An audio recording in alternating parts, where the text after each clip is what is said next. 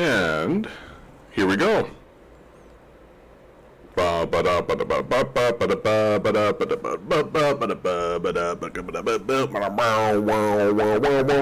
woke up this morning to yet another Reddit ban. I am more convinced now than ever that Nazism is a protected political class on the social media sites now. That if you say anything bad about Nazism, you'll just get banned. I believe the comment that got me banned, because of course they're Nazis, right? Or they're protecting Nazis at the very least, and so they don't give you a reason for why you've been banned in this kind of like Kafka-esque bureaucracy that we're finding ourselves getting into.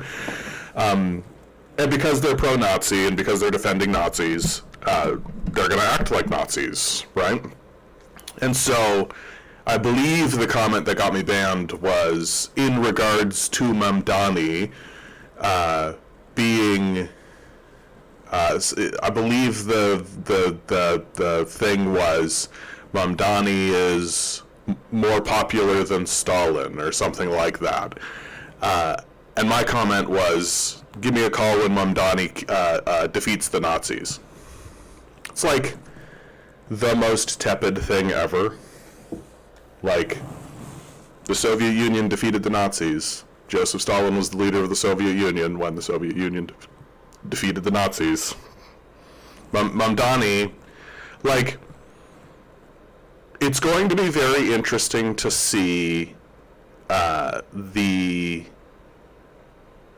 disillusionment of the next generation, right? Like that Mamdani and this whole rise of democratic socialism, this democratic socialism moment that we're having, which I think is good. JT, good to see you. Knox, good to see you. Like, I think it's good. I think it's good that we're seeing this moment where the populace is like, wait a minute, fascism and Nazism are bad. What we're experiencing is bad. This is bad. Everything that's happening, oh my goodness, this is all very bad. But the response really shows you how successful the system itself has been at protecting its interests. That it's clearly set a boundary.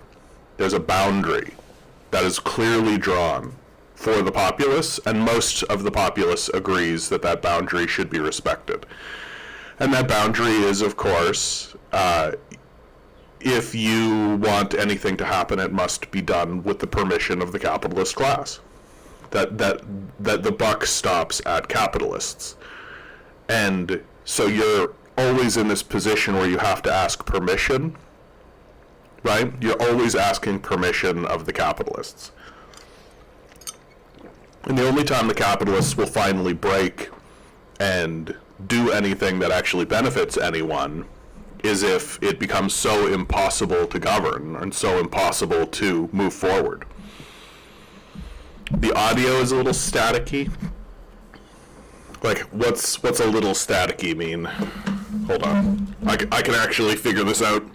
I am dead convinced, guys, that it's only a matter of time until they just get me off of these sites, right? Like, they're just gonna do a big purge. It's just gonna happen. Hold on. Let's get this audio thing figured out. Come on now. Come on now. Alright, test. Ooh, yeah, that's brutal. No, that sucks. Hold on. I was messing around with my sound and sound. Hold.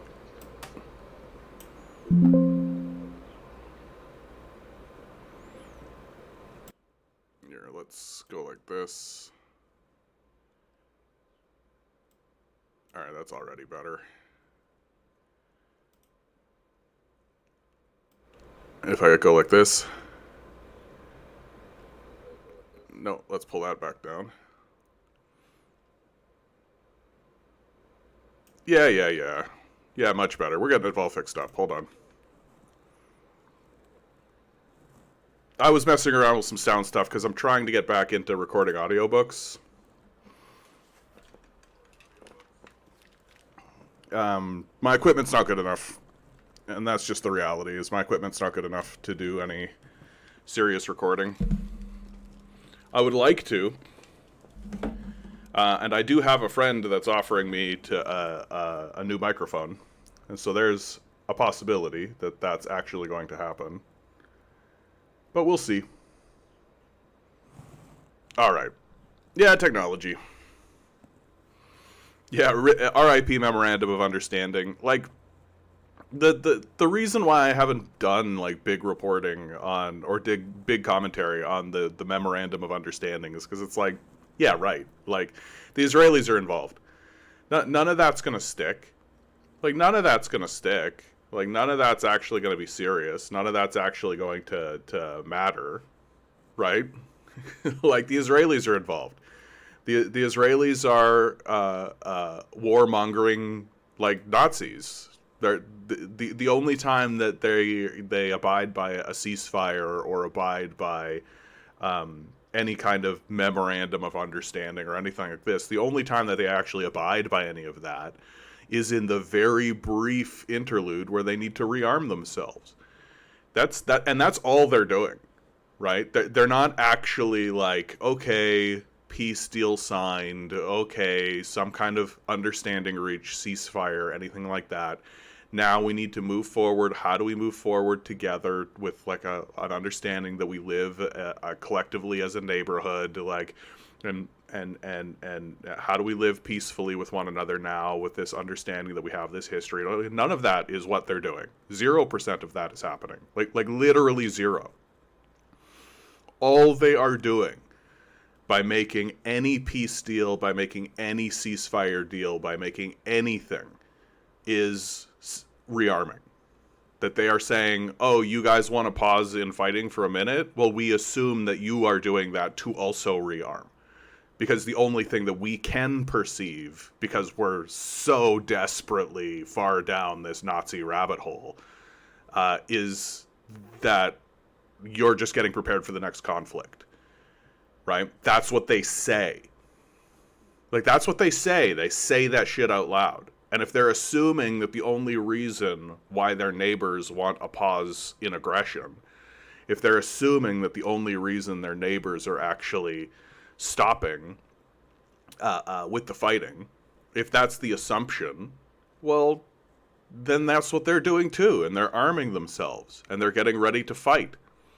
So the idea that you can make a peace deal with Israel, I just don't think it's serious. I think it's something that more and more and more and more serious American commentators are beginning to realize this. They're starting to catch up with the reality that there is no such thing as a peace deal with Israel. It does not exist.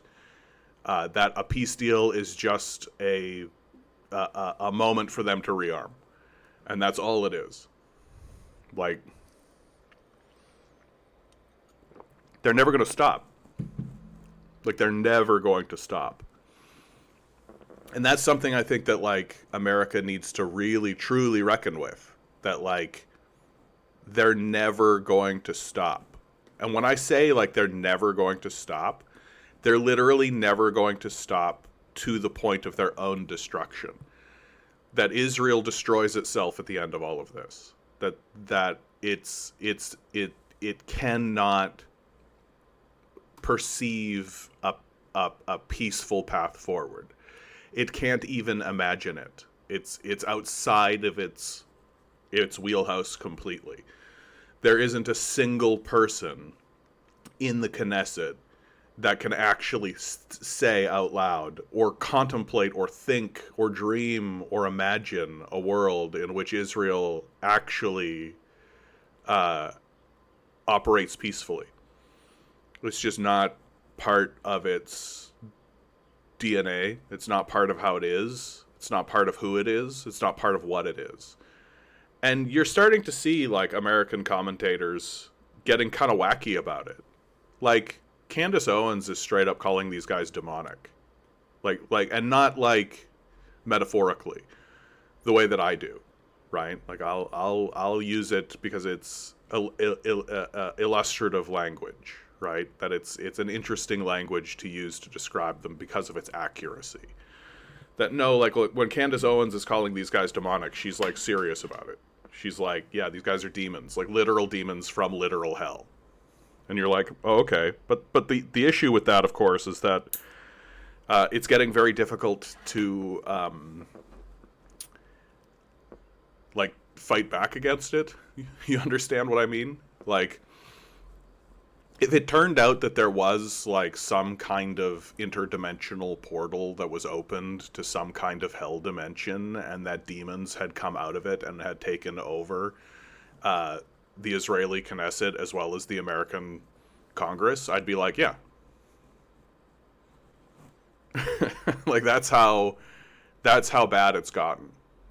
That's how absurd it's gotten.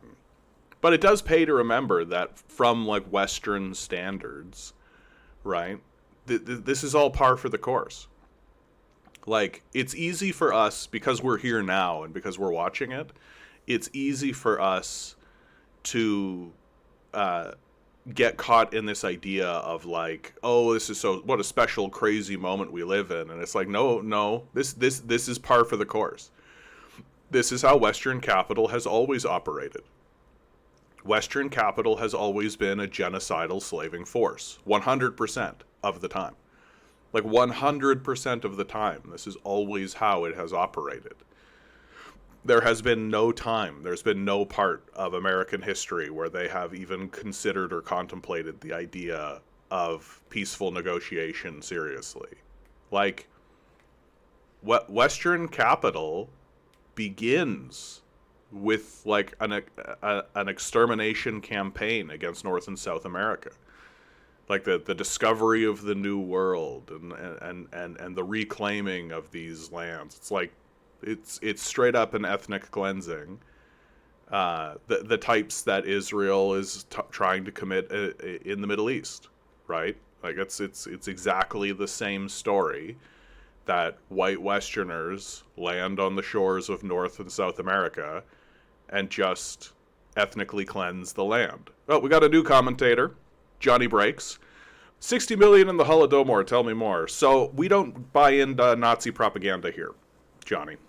So if that's the kind of comment that you're making, I think the best thing for you to do, if you'd like to stick around and have a conversation, because I like to talk to people, I like to talk to new people, I like to lead people into new ways of thinking about the world that they live in.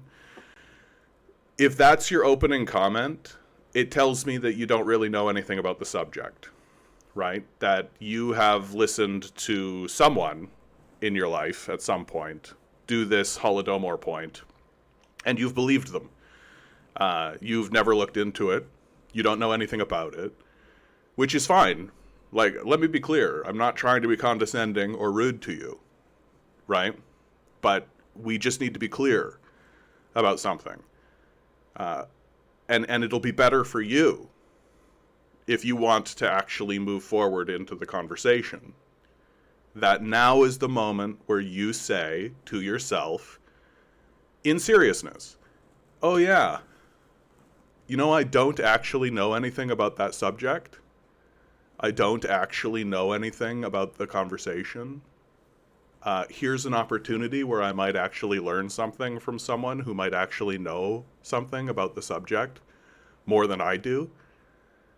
And so maybe now is my opportunity to ask questions, to be curious, to listen, and to learn. I hope that you do, because that's how we're going to actually change as a people and how we're actually going to grow and we're actually going to learn. But maybe you're just like a normal, like maybe you're just like the average person who just comes in, drops this 60 million Holodomor, tell me more, and then leave. It's like clown behavior. It's not a serious point. No serious thinker would actually follow through on this line of thinking. Because, frankly, it's Nazi propaganda. And there's like no serious academic that goes along with you.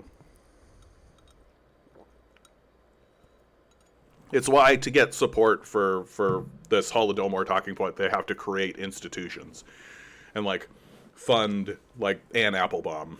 Like you can't actually find somebody from like Oxford or Harvard or Princeton or any of the like actual institutional intelligentsia forces that exist to go along with your narrative, because every time they look at the issue, they're like, yeah, that doesn't look like a genocide to us.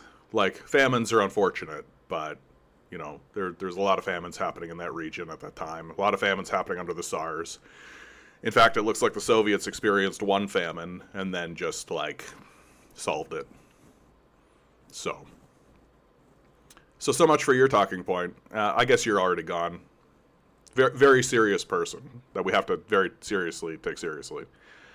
Baldy McNosehair with a $1.99 donation. Thank you, my man. I appreciate that. I really do appreciate that.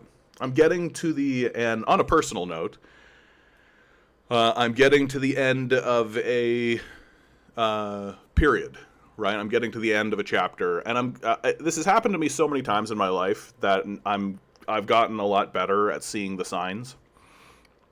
That for a long time it felt like I was fired out of a cannon and I was like kind of sailing through. And now I'm getting to the point where the landing is happening and I feel the descent happening. And I just need to go and get a job for in the field that I have been studying for. The other jobs that I've been working are, I don't want to say wrapping up, but the end is in sight. And it's getting pretty, the signs are there that it's getting to be like that stuff is starting to kind of wrap itself up. And so I can't really rely on that anymore. And so back on the job hunt. I don't want to do it. I hate looking for jobs. It's something I really, really dislike. I really dislike selling myself on a slave market as a wage slave. I just really dislike it. And having to like go up to people and be like, hey, I'm John. This is why you should hire me. I have these qualities. I am a good commodity to sell on an open wage slave market. No, I don't like it. I don't enjoy doing it. I don't enjoy dealing with the finances, and I don't enjoy dealing with the people. Like, I just don't enjoy anything about it. But that's what we have to do. Content, good to see you. CNN is reporting that the mass killing of those little girls in Iran was done by commanders ignoring intelligence for the sake of expediency. They did it on purpose. Yeah, like how... This is the kind of like Nazi level propaganda that we're talking about that's existing now in our media sphere. That the Iranians bombed their own children is literally what we're trying to be bought into. Or like, is it that they bombed their own children, or was it that we were going to bomb the school and the Iranians ignored it, and so they allowed their children to be bombed by us, and that they're the bad guys because they didn't do anything about us bombing their children? Because that's kind of what that sounds like. Like, yeah, we were going to bomb that school, but we told them we were going to bomb that school, and then they did nothing about us bombing their school. Like, hey, maybe don't bomb their school. Maybe just, like, don't drop bombs on your school. Real simple. Real straightforward. JT writes, the fact that it's all in the Holy Land is quite poetic. Yeah, I mean... This is how you know that humans are like fucked up, that we have like fucked up brains, and that it's really, really difficult that the wish of the Enlightenment period that we would start using logic and reason. It's like, yeah, that's not really how humans operate. That we can buy into something called the Holy Land. That there's a place in the world that is more holy than the rest of the world. Like, it's sort of silly. It's just a silly way to look at the world. And white Westerners have bought into that idea for thousands of years. So we're a very, very, very silly, unserious people, right? As indicated by Johnny Breaks, who just comes in, drops his hot take, and then just leaves in the most unserious way possible. Peanut butter Beatrice, yeah. I could easily believe the U.S. blowing up a school here. Oh yeah, like, everything they're doing in the Middle East, they will do here. Like, everything. It is like gonna be like gloves off, no limits, right? Like, it wasn't that long ago that like the Philadelphia bombing happened, right? Where the Philadelphia police and the FBI dropped bombs on neighborhoods in Philadelphia. Like, that's the 80s. We didn't hear anything about it. And it's the kind of thing that you kind of only know about in retrospect. But we're already doing that kind of stuff. Right? Like, the whole... Like, ICE agents, for Christ's sake. Like, what are you talking about? We've already got, like, a secret Gestapo going around rounding people up who don't fit a certain type of narrative. So we're already doing all of the kind of stuff that we've been doing in the Middle East. That if the United States was the size of Israel, it would be indistinguishable. It would be the same, right? But the only reason it appears to be different is because it's a much larger place. There's just so much more, and there's more people, and there's more geography, and there's more ways to sort of escape it. In various different ways. But if the United States was the size of Israel, it would look exactly like Israel. It would not be different. And like, in many ways, there's an incestuous relationship happening there. Like, what is the Palestinian, like, what is the Gaza Strip if not just a First Nations reserve, right? Like, the lessons of the genocide of the First Nations people have been taken and used by the Nazis and the Israelis, right? And they've had comments on it. The period of segregation, the segregationist lessons learned by the Americans and then by the Israelis and the Nazis, right? Like, this is a continuum. This is a continuance. The only reason why Israel appears to be so extreme and aggressive at the level that it's at is because it's small. So it's obvious. Right? But like, it's not much different than what America has been doing the entire time. Like, the entire time. It's just a continuance. Right? And again, I circle back around on what I was saying before, right? Like, this moment that we're experiencing is not actually that special. That's one thing I kind of had a recognition of this week. Is like, I think it's really easy for us.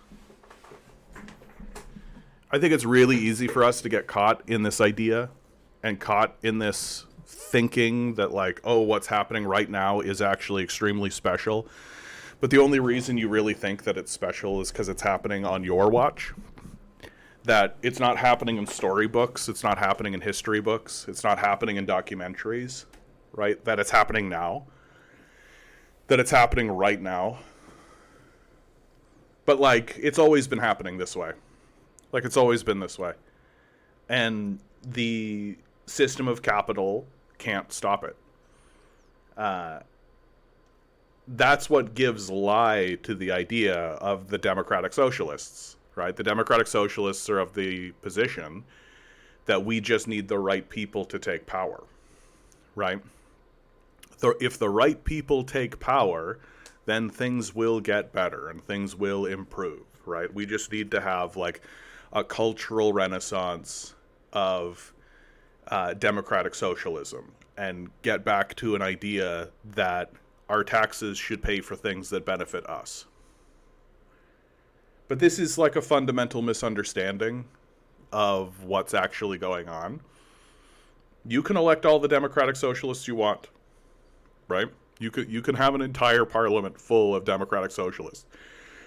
The president, the Congress, the Senate, they can all be democratic socialists. Everybody can be a democratic socialist. And maybe you'll have like a couple of terms where there is actually some things that get pushed through and there's some democratic socialism that happens. Cool, right? The system of capital will dismantle it, because what you're doing is you're attempting to erect institutional power through popular force, right? That cannot be sustained. It's not possible to sustain the same level as institutional power through popular force. It's just too exhausting. Humans can be exhausted, right? It's actually not that difficult to exhaust humans, right? We're exhaustible. And we're not really replacing ourselves at a rate necessary in order to maintain the upkeep of a popular force, right? That you can get popular forces and you can get popular energy so that you can get institutional changes, right? And that should be the goal, is always institutional changes. But if you're not actually saying, yeah, we need to completely change the system of capital, like the system of capital itself is an institution that needs to be confronted at the root, right? Which is the banks and the hedge funds. Like, if you're not going to actually do anything about the banks, if you're not actually going to do anything about the hedge funds, if you're not actually going to do anything about these organizations, then you're just always going to end up with genocide, because it's profitable, because it makes money. All right, that's why you have the prison slave system that exists in America, right? Because it's profitable. We make money with it. And as long as your system is institutionally and foundationally built upon the idea that if it makes a penny, it's a good thing to do, then you can never reform that. That's not reformable. That's not something that you can actually change seriously. Like, you might get a moment, you might have like a flickering, like a generation where you end up with some kind of institutional power that actually benefits the people. Like the healthcare systems that have existed across Europe and Canada, right, are a great example. But you can see it happening already, how the system of capital is already trying to destroy those institutions. And they'll be successful, right? Because institutional power is more powerful than popular power. It just is. Because institutional power and institutions exert a consistent and constant pressure from people who have no energy at all, right? The people who are involved in enacting the institutional power are just the most trite, banal, unthinking, least creative, least energetic, literally just careerists who are willing to like be box checkers for their career, right? That's how institutional power works, right? That in the banality of evil, where we did this big investigation on who the Nazis were and how Auschwitz happened and how the Holocaust occurred, the number one thing that we discovered is that most of the people enacting the Holocaust were just normal, regular folk who were just like, yeah, I just needed a promotion, and they told me to sit in this room, and anytime anybody came in the room, I was just like, okay. I asked them these questions, and then they left the room, and that was it. That was my job. And I got a promotion from that, so that was good. Right? And so if you have an institution that is inherently destructive and inherently evil, you can promulgate it and propagate it with just dullards, with just regular, normal, average, everyday, unthinking people who have no self-awareness and don't take a moment to actually analyze their own lives. They're just like, this gives more money than that. Do this. The president said it's a good job. The president, you know? And you compare that to what it takes to actually, like, the energy that it actually takes to maintain, like, a popular movement. Yeah, you can have your popular movement, and you can affect change with that popular movement for a minute. But you'll just never defeat dullards in a system that's designed to destroy you. You'll just never defeat that. So unless your popular energy is specifically focused and specifically driven and specifically designed to say we need to upend those systems, the system itself is designed to destroy us and to destroy everything. And unless you accurately figure out what the beating heart of that is, the banks, the hedge funds, right? Unless you actually figure out which organizations are the ones that are actually driving that boat, the banks, the hedge funds, right? And if you keep pretending like it's just like, oh, we just need to make people say the right words. We just need to we just need to convince people that it's good to have empathy. It's like it is actually beside the point. Like, the whole empathy conversation is a good conversation to have. It's good that people have empathy, but you can have all the empathy you want in the world. You've got a system that's designed to crush people. Like, it doesn't, and those people could be the most empathetic, most loving people in the world. It wouldn't matter. The outcome would be exactly the same. Because the system is it's a soul crushing system. It's designed to crush people on purpose for money. That's what it's designed to be. Like, Jamie Dimon could be the most empathetic, most loving, most caring person. But as long as he operates in a system that says, make money first, you're done. Like, you're finished. Eggs D, good to see you. And so this is pretty much more or less... Sorry, I'm just catching this comment from Johnny Breaks again. The 60 billion, the Holodomor, tell me more. I love it. He's like, tell me more, and then leaves. It's just, like...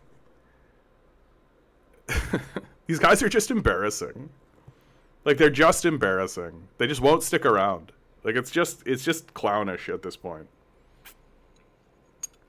I can't take this society seriously any longer. I just can't. Like, it's just a society of buffoons. Gen Z rates socialism above capitalism, while communism nearly matches capitalism. For each of the following, please indicate whether you have a favorable or unfavorable impression. So the propaganda is starting to break apart, right? The capitalists are starting to get afraid. You have the President of the United States denouncing communism in a speech, which, in my view, is actually a massive success for communist movements across the globe, because they would prefer not to mention it at all. That would be the preference, right? To just simply not talk about it.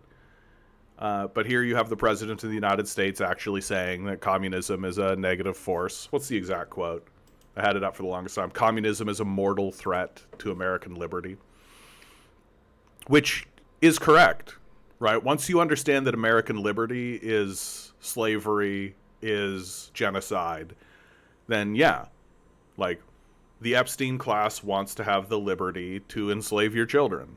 It's really straightforward stuff. Like, once you understand that the Epstein class wants to have the freedom to enslave and rape your children, you can understand pretty cleanly that, yeah, communism is absolutely a threat to American liberty.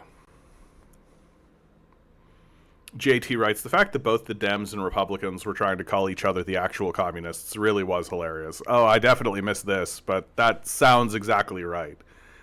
Like, in the vanity project that is the constant one-upsmanship between the Democrats and the Republicans, that sounds to be exactly the thing that they would do in their quest to who can pledge fealty more to the system of capital, the Democrats or the Republicans, right? And everybody knows that Kamala basically said it in her run, calling him a dictator and some shit. Yeah. No, it's just embarrassing. And again, what it leads to though, and like the really unfortunate thing that is happening, is this culture of illiteracy and stupidity, right? That nobody in the United States knows anything about communism, right? We get commenters like this Johnny Breaks guy, who is just obviously a fool, right? Obviously doesn't know anything about the subject, has never read a single thing about it, was probably told about the Holodomor by some rural hick school teacher who themselves has no idea what's going on, or maybe their grandfather fled from the Soviets and was literally a rehabilitated Nazi. Like, that's a common story that happens all the time. And so we end up in this, like, really stupid situation. We end up in this really stupid situation where people aren't really operating in a... Like, communism is just a buzzword. It doesn't mean anything to anybody anymore, right? And it's just synonymous with bad thing. And that's it. And so this is how you end up with this phenomenon that happens online, where people literally describe the system of capital as it currently exists, and then finish their description of capitalism with, and that's why socialism is bad. And it's like, you literally just spent the last, like, 2 paragraphs describing what's literally happening right now in capitalism. Like, straight up. And you just see it, it's all the time. It's constant now. And they'll just have no idea about what happened. And it's how you end up with that. Like, looking back on my life, I'm like, oh yeah, like, it's really, really embarrassing that people would actually say out loud, in seriousness, that communism always fails. It's like literally the most successful economic system that's ever been devised. Like, literally, that's not an overstatement. That's not hyperbolic. That every single time communism has been done, it has been a massive, wild success. Hugely successful, enormously successful, overwhelmingly successful. And we live in a country that says communism always fails. So we're a society of dimwits, living in a dimwit culture. There was an institution, a film institution recently, I forget which one, that called Idiocracy the film that captured the American spirit the most, for like the 250 centennial or whatever we're calling it. They're like, yeah, the film that has captured America the most accurately is Idiocracy. And I actually take not offense, but I like have something to add to that, which is that I think the movie Idiocracy does not capture the American spirit properly, because in the film Idiocracy, the president of the United States was actually attempting to solve a problem. He actually acknowledged that there was a problem, set out to solve that problem, and in fact did solve the problem, right? And that, to me, makes the president Camacho Nacho, or whatever his name was, just like the most absurd name. But that, to me, makes the president in the film Idiocracy way better than any politician I've ever seen in my lifetime. Imagine having, like, an actual leader who actually, like, acknowledged a problem, saw that there was a problem, acknowledged that the problem exists in public, tried to find solutions to that problem, and then, in fact, did solve the problem. Like, imagine any political leader in your lifetime actually operating in that way.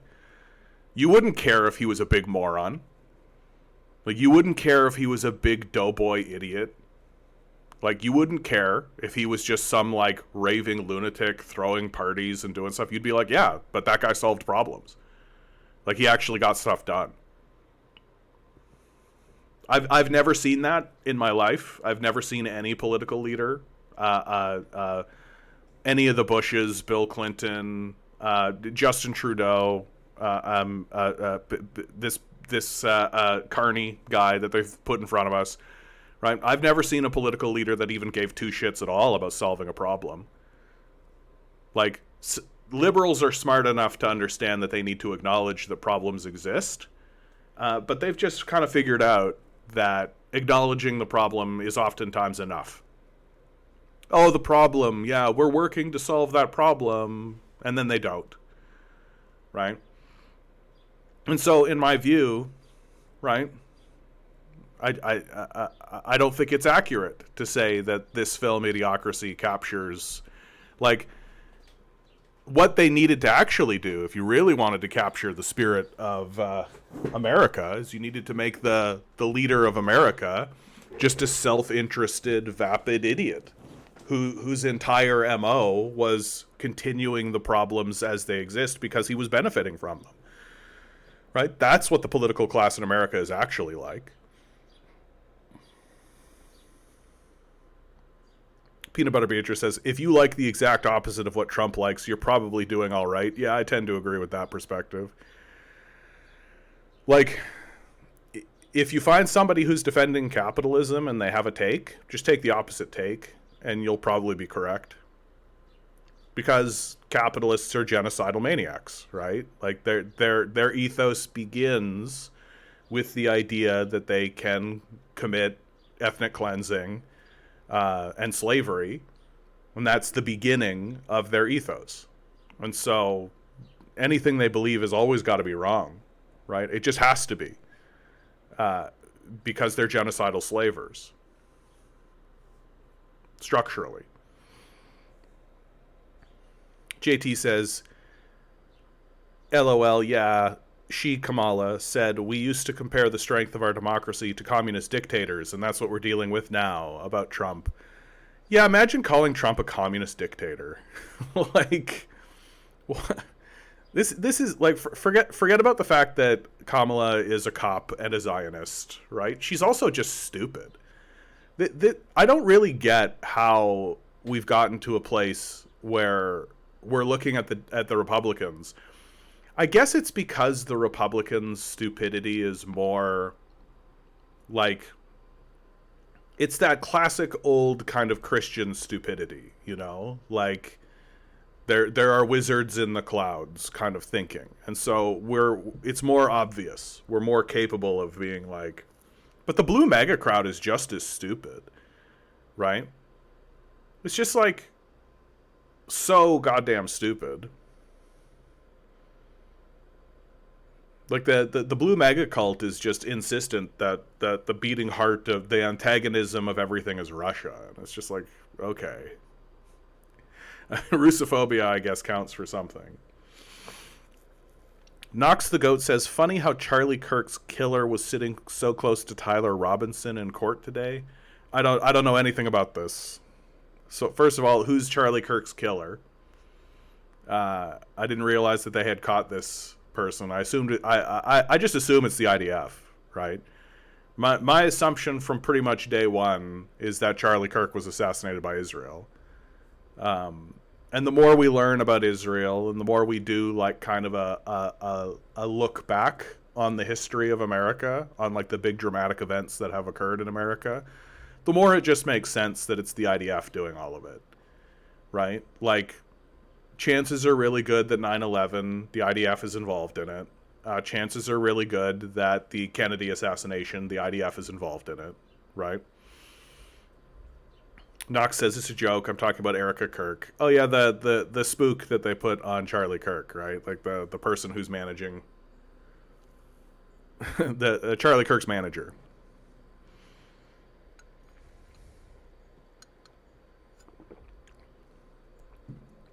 JT writes, Charlie was going after young minds too, which lends even more credence to that. Yeah, they were right near each other, and apparently he was laughing at her. I don't even know who Tyler Robinson is. Like, who's Tyler Robinson? I do not follow the mainstream story on Charlie Kirk, right? Because the mainstream story on a lot of stuff is usually like, it's just dumb, right? Like, it's just a dumb story where they just grab a scapegoat or grab some idiot, and everybody's supposed to, like, be super aware of who the dumb idiot is and who the moron is. Yeah, Tyler Robinson is the quote-unquote alleged killer. Yeah, right. Yep. Got a real Oswald there, right? Like, just a real patsy. Straightforward patsyism.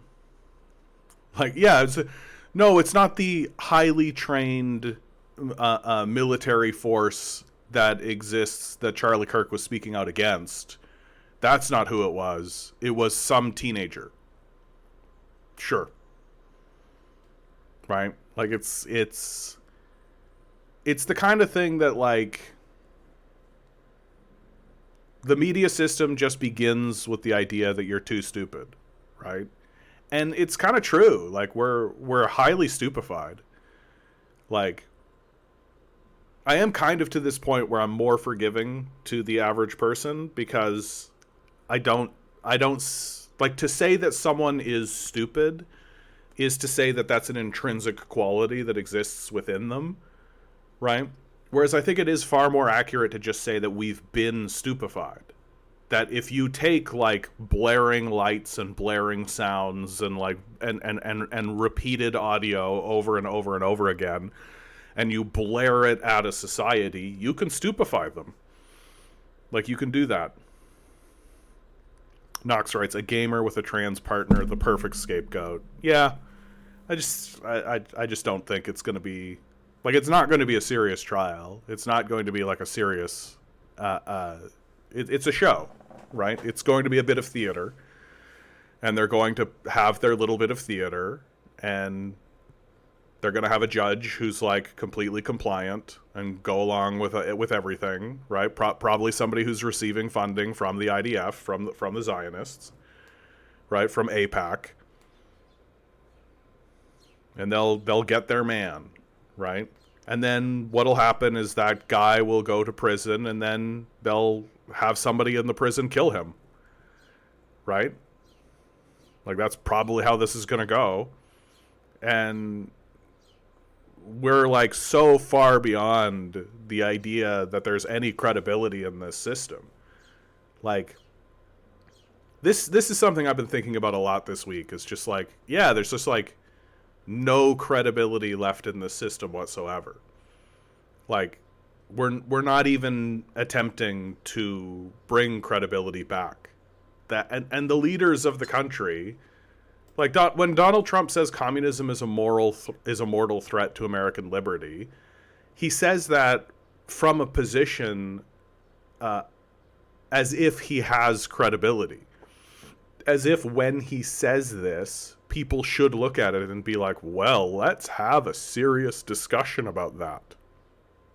As opposed to, oh, so the pedophilic rapist class, the Epstein class, who have completely lost their credibility, do not have the credibility to govern. The only reason why they are taking power is because it seems like about a third of the population are Nazis. These guys are saying that communism is a threat to American liberty. Oh, okay. Well, then we should immediately be communists. Like, if the Epstein class is saying that the big threat to them is communism, then we should immediately become communists. That we should immediately all pick up the principles of communism. We should immediately pick up the Communist Manifesto. We should immediately begin listening to communist speakers and communist thinkers. We should immediately turn off capitalist media. We should immediately turn off capitalist news. We should immediately stop listening to people who are pro-capitalist. And we should only listen to people whose perspective begins with communism is a force for good in the world. And those are the only people who should have credibility in your life. Like, period, full stop. If they're not beginning with the statement that communism is a force for good in the world, then they should be roundly ignored. Or at least they should begin with, yeah, the period of communism was interesting. Like, there was a lot of interesting stuff that happened, and there's this and there's that. And like if they're beginning with capitalism is good, then they should be turned off. Just straight up. The country that cried wolf dies alone. Go figure. Yeah, I just think that it's just like all of the goodwill that America built post World War II, like the major systems that it erected post World War II have actually decayed now. Like they've completely fallen apart. And we're really in this period of time where like it's obvious that the only people who still are pounding on the pulpit that America is a force for good in the world and that capitalism is a force for good in the world are clowns. And they've built their little, pedophilic nest egg so that when they go off and die, they'll be able to have like a couple of 14-year-old girls with them. And that's sort of the life that they've built for themselves, and the momentum will be able to carry them out that way. And it'll be completely fine for them. Right? Like that's the structure of the piece, while the rest of us are left to deal with the explosion. And it's just like we're watching. This is the decline. Like the first half of my life was hoping that we would make the right decisions, right? Hoping that we would pivot away from the fossil fuel. Like what's the big thing that's just come out? Yeah, here's the Nino 3.4 sea surface temperature from 1982 to 2026. That red line is what's happening right now. So, like, we had a chance to make the right decisions. We had a chance to actually, like, take a look at what was going on in the world in a serious way and make correct decisions. And we didn't. And it's just becoming more and more obvious that we are not going to do that. That we are dedicated to the decline. That we are married to the decline. That we're very much looking at America and Canada is a lot like looking at a person who is in an abusive relationship. And we're just constantly like, why are you still putting up with this guy? Like, why are you still with this guy? You should get away from this guy. You should leave this guy. Like, why? He's like, he's hitting you all the time. He's like, this is a bad relationship. This is an abusive relationship. You have friends who like get together an intervention and you all like have big conversations with this person who's in this abusive relationship, and all they could end up saying is but I love him, and that's all that they can say, and they have no rationale and they have no reason, and it's just this feeling that they have, and they just stay with them. And so eventually you're just like, I can't watch this happen. I just cannot stay in the same space as you if you're just going to commit your life to this abominable, ridiculous nonsense. Except if you're a country, you live in it, right? And so the first half was like, maybe we won't do that. Maybe we will come together, and maybe we will actually make good decisions for ourselves, and maybe we will actually try to prevent these disasters, and maybe we will actually attempt to live more reasonably, and maybe we will. Nope. Just a hard no. And so, like, the next half, for me, is not going to be about trying to stop any of this, because it's pretty clear that we won't, right? Like, we've made the hard decision to destroy ourselves. Like, that we're hard committed to that. For me, it's just going to be about a full analysis of why. Like, why have we decided that death is better than life? Why have we made that decision? And it is like a decision. Like it isn't like this just happened like a force of nature sweeping through. Like, no, we chose it.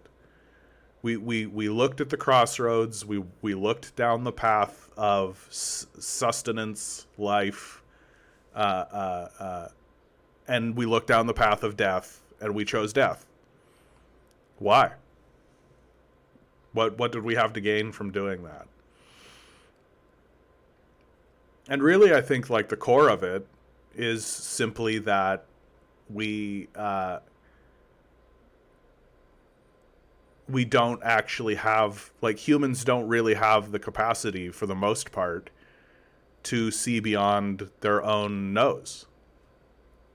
Like, really, that there isn't anybody in the society that's looking beyond, well, I have my house, just work harder, right? And that we've been so stupefied by a system. It's a system of stupefaction that we can't listen to anything beyond that. Fiddleford says, I can stop in solidarity, I can stop to drop in a like, but I do have to prepare in a meeting that's happening in an hour. Oh yeah, good. Good to see you, bud. Hull writes, yeah, actually living through the collapse. Yeah. Like, that's what it's going to be. Like, these next 40 years are going to be watching the collapse happen in real time. Like, that's actually what it's going to be. And watching the Western world recede on itself. And watching the empire fizzle. Like, it's already begun. There has already been like a recession. There's already been a receding from the empire. That the Trump administration is really marked by a consolidation of power in the Western Hemisphere, right? That is what is being called charmingly the Don Roe Doctrine. This is a resurgence of the Monroe Doctrine. And really what it is it's a pivoting away from all of the wars in the Middle East and even Europe. It's a pivoting away from maintaining the empire abroad to consolidating the empire in the Western Hemisphere. That's what this whole Canada's the 51st state and let's get Greenland and all this. And that's why you have like Operation Extermination happening in Nicaragua right now. That's why they kidnapped Maduro, right? It's to consolidate power in the Western Hemisphere because they know that they're not going to be able to maintain their empire abroad any longer. That the empire abroad is essentially going to become an outpost. And there's a big reason why figures like Netanyahu and the Israelis are like, we got to do Greater Israel right now. We got to go war right now, now. Because they know that they're not going to be able to do that for too much longer. That the empire, the American empire is receding.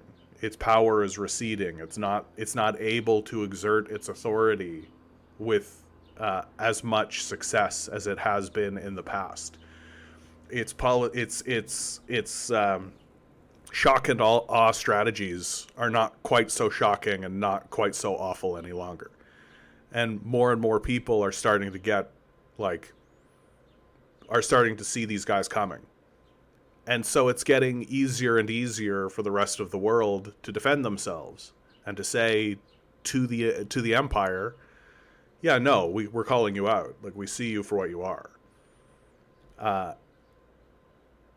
And because of this recession, the Israelis are really like, okay, we need to create a power base for ourselves that can sustain itself. We need to be able to sustain ourselves. And they see what's happening in America. The pivot away from Israel is happening very fast. It's happening very, very fast. Like, don't be too shocked if in the midterm elections alone, you have a huge wing of the Democratic Party that is anti-AIPAC, that is straight up standing up and saying these Zionists need to be purged from our party. Like, do not be surprised by that at all. And so, of course, Israel is acting in a way that is extreme, right? Because it knows that there's a high possibility that its funding is going to be, if not cut off, then certainly restricted. And that they're eventually going to have a political force in America saying, yeah, we're not going to do what you say ever again. And it's like, that's pretty serious, right? That's a pretty serious moment. But what it means for us living in the empire, right, is that all of that energy that we were sending abroad is going to be domestic. It's going to become domestic. And that the decline is going to result in poverty and homelessness for huge sections of the population, which is already happening, right? There are sections of America that are third world conditions already. Tent cities, food scarcity, like these are becoming common, right? It's becoming commonplace for people to just be told that they have to exist in these conditions, and that's just how it is. Or with more clarity, right? They're not being told anything. They're not being told that they have to live in these conditions. These conditions just exist, and they have to persist in them. And anytime they stand up and say, hey, these conditions suck, I'd like to see a mild improvement of these conditions, they're just told to work harder and that they're lazy. And so as America recedes, and so what does this create? Poverty. And what does that create? Crime, right? Because what is crime except getting in the way of the capitalist death cult, right? Crime is simply getting in the way of capitalist profits. That's what crime is. And if the capitalists steal from you, that's business. But if you steal from the capitalists, that's crime. And so this encourages funding more cops, right? We creating more jobs, and you get a cycle. And it's an institutional cycle. Road Pearl writes, good analysis, my friend. Thank you. I appreciate that. Yeah, I don't know. Like, a big part of doing this, right? A big part of why I do this is to remind myself that, like, yeah, my life is pretty good. Like, once you accept the conditions that you live under, like, once you accept the nature of the society, once you lower your expectations, once you get to the point where you're like, oh, like, a third of the population are Nazis, another third, and it's like more like a half of the society are just kind of existing, right? Like, they're not stupid, they're not dimwits, they're not dumb, they're just here, right? And they're just like, okay, this is the job, and I want to have kids, and okay, this is what we do, and okay, we do that, yep. And they really won't start the process of self-analysis until they're like 60, right? Or 70, right? They'll retire, and because they'll just get too old to continue. And then they'll have these moments of like, what was this about? And they'll start that process at the age of like 70.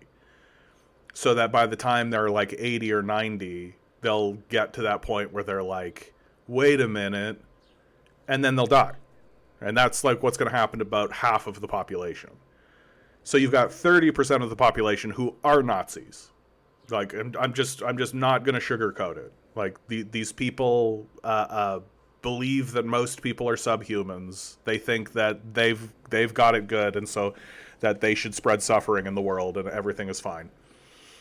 And so that leaves about 20% of the society being like, hey, we could improve things slightly, right? And so all you have to do, right, all the Nazis have to do is ensure that the 50% of people who are just kind of not aware of what's going on in the world just keep paying their taxes to systems to destroy the 20% trying to slightly improve things, right? And because the people who are slightly trying to improve things are outnumbered and outgunned, they can. It's real straightforward stuff. Dave, good to see you. John, the decline had also started to touch the entertainment industry, like video games and sports. I don't know if you heard about the decision of Sportsnet. Yeah, no more hockey night in Canada. Yeah. Which is like a cultural touchstone for Canadians. Yeah, no, like capitalists in-shitify everything, right? If they could make you pay for every breath of air you took, they would. There should just be no surprise whatsoever at this point. Like, if they could make it so that every step you took cost $1, they would do that.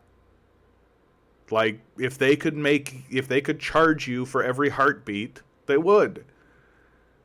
Like, this is just really, really basic stuff. And most people, and I think what it really comes down to is that, and what it has come down to for a long, long time, is that because most people are more or less good people, like, I use this term good people pretty loosely, but like, most people don't seek harm on others, right? Most people are not existing in the world thinking, how do I profit by spreading misery into the world, right? That's how most people actually are. Even amongst that 30% Nazi base, like, that base is like more accepting of passive cruelty, right? They're more accepting of institutional cruelty. It's a very narrow group of people who are like, how can I create a system that spreads suffering for my benefit? Right? That's a very small, narrow bandwidth of people. And because it's a small group of people who think this way, most people generally think, like, live and let bygones be bygones. Like, try not to get in each other's way. Be nice to people, like, on a one-to-one individualist sort of way. And so because most people have that mindset, they fail to perceive or fail to think of the people who are actually there to spread malice for profit. And that once the malice begins, like once they begin enacting their policies in order to spread harm for profit, most people can't believe that it's occurring because it's so beyond the pale. It's so beyond their comprehension and understanding. So that you end up getting called a conspiracy theorist for pointing out exactly what these people are doing and confessing that they're doing in public. Like, because most people can't imagine it. Most people can't imagine a person being so psychopathic. Even as now it's gotten to be really obvious. Right? Even as it's like now it's just like completely in your face. Borg, good to see you, my man. Several wealthy Jewish friends of mine have told AIPAC not a nickel more until Netanyahu is removed and prosecuted. Yeah, I mean, the next stage of the Zionist project is going to be to blame Netanyahu for everything, right? That's going to be the next phase. That, oh, this was all Netanyahu's fault, we're different now, right? It's going to be a con. It's going to be a strategy to try to convince people that, oh, we're not systemically genocidal. Like, we're not systemically psychopathic. We're not systemically this way. It's all Netanyahu.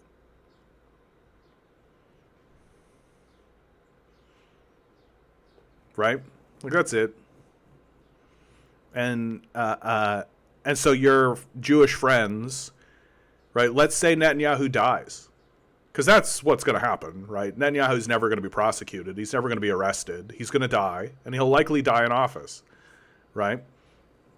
And when he dies, the narrative that'll come out of the Zionist press and the Zionist population will be, this is a new era, a new dawning. Netanyahu, we can all admit now that he was a dark period in our chapter, right? And we can all admit that this was a dark time for all of us, but now we need to move forward in Jewish solidarity, right? So please consider funding us as we begin our blah, blah, blah, blah, blah, blah, blah. And your Jewish friends will be like, well, yeah, I guess Netanyahu's gone now, so here's a check, right? And they'll just continue the genocide, and they'll just continue the war, and they'll just continue doing what they're doing, because it's who they are.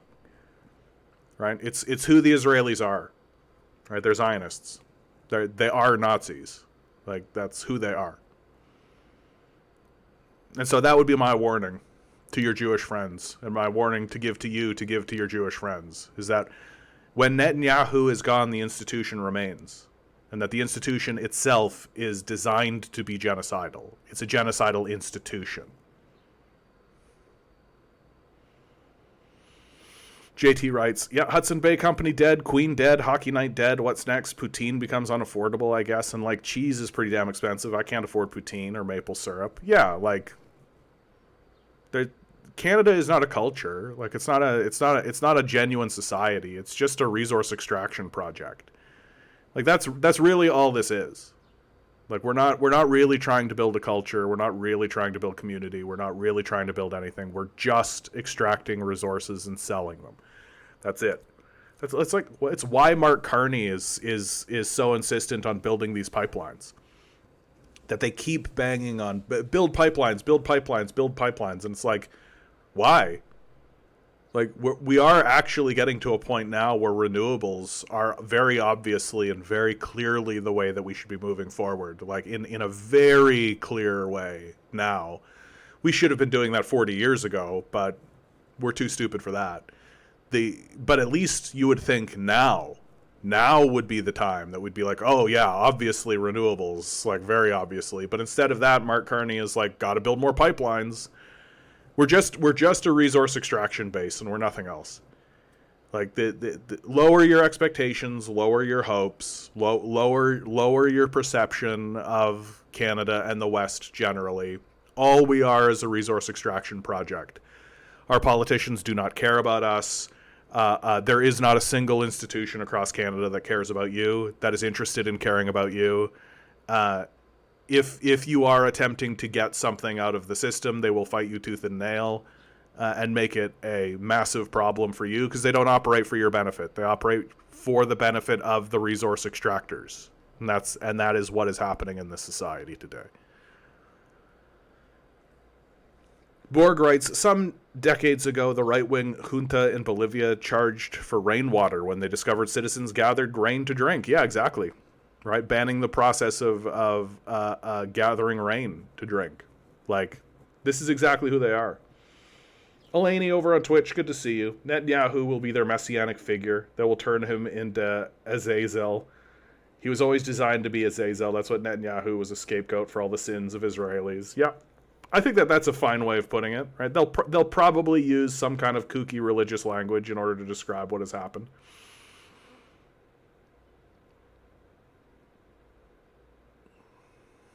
Long Defiant writes, the system forces people to spread harm regardless of individual morality. Yeah. But yeah, that's exactly it. It's a systemic issue. And the number one issue that I see happening in our society more and more is that everything is boiled down to an individual issue, right? It's individualism versus collectivism.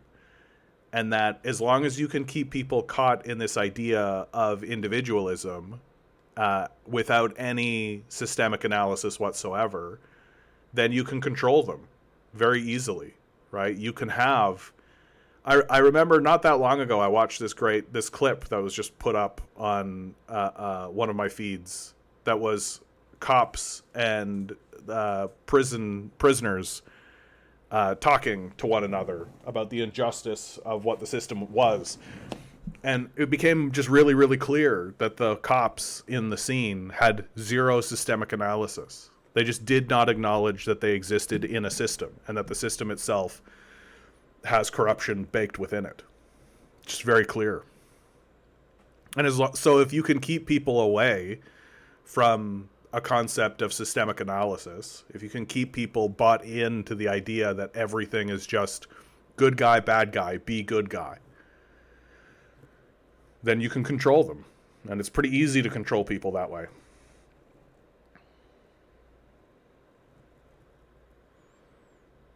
Elaney writes, that's where the term scapegoat came from. Jewish people used to put all their sin on a goat and then release it into the wild. Wow. It's kind of beautiful, actually. It's kind of nice. Dave wrote, there's a guy in a news segment was saying that if he had to pay more to watch hockey, he would have started to have a life instead. Yeah. Because that's what we need. We need less culture, right? We need to put more gates and have more gatekeeping for our culture.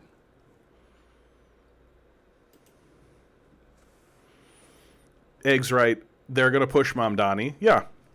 Just like how they pushed Obama, right? Like, you want to have somebody who can galvanize people culturally, but who ultimately is just going to go along with the system of capital. That's pretty much what Mamdani is going to be. He's going to be another Obama, right? He's just going to go along with the system of capital. That, like, yeah, maybe he'll get like a grocery store, right? Yeah, he's forcing Jeff Bezos to pay the taxes that he owes, right? Which I actually consider most of the stuff that Mamdani's doing to be like moderate conservative stuff. Like, once you understand what conservatism actually is, like what it is to actually be like a conservative, you can see like here in Canada, great example. In my home province, the people who set up the education system in the province of Manitoba were conservatives. Because they understood, like, yeah, we need to have like an institutionalized education system in order to like keep people on board with what we're doing, right? The idea that conservatives are by their nature anti-institution is weird. It's sort of a weird idea that has permeated the society. That like most institutions that actually get built in capitalist societies are built by conservatives. Because conservatives fundamentally understand that, like, yeah, if you want to maintain your systems, like if you want to maintain a culture, if you want to maintain these ideas, you need to do so with institutional power, right? And so what we've got today, right, these people who are free market, into like this is religious kookery, right? And that's really all it is. Like the Trump supporters, today's modern Republicans, today's modern conservatives are just kooky religious fanatics. Like what we're watching is straight up just religion and the religious impulse released into the wild.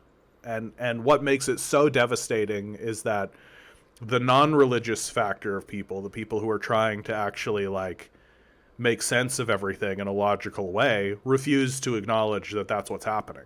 That this is a kooky religion and that we have a religious impulse happening in our society.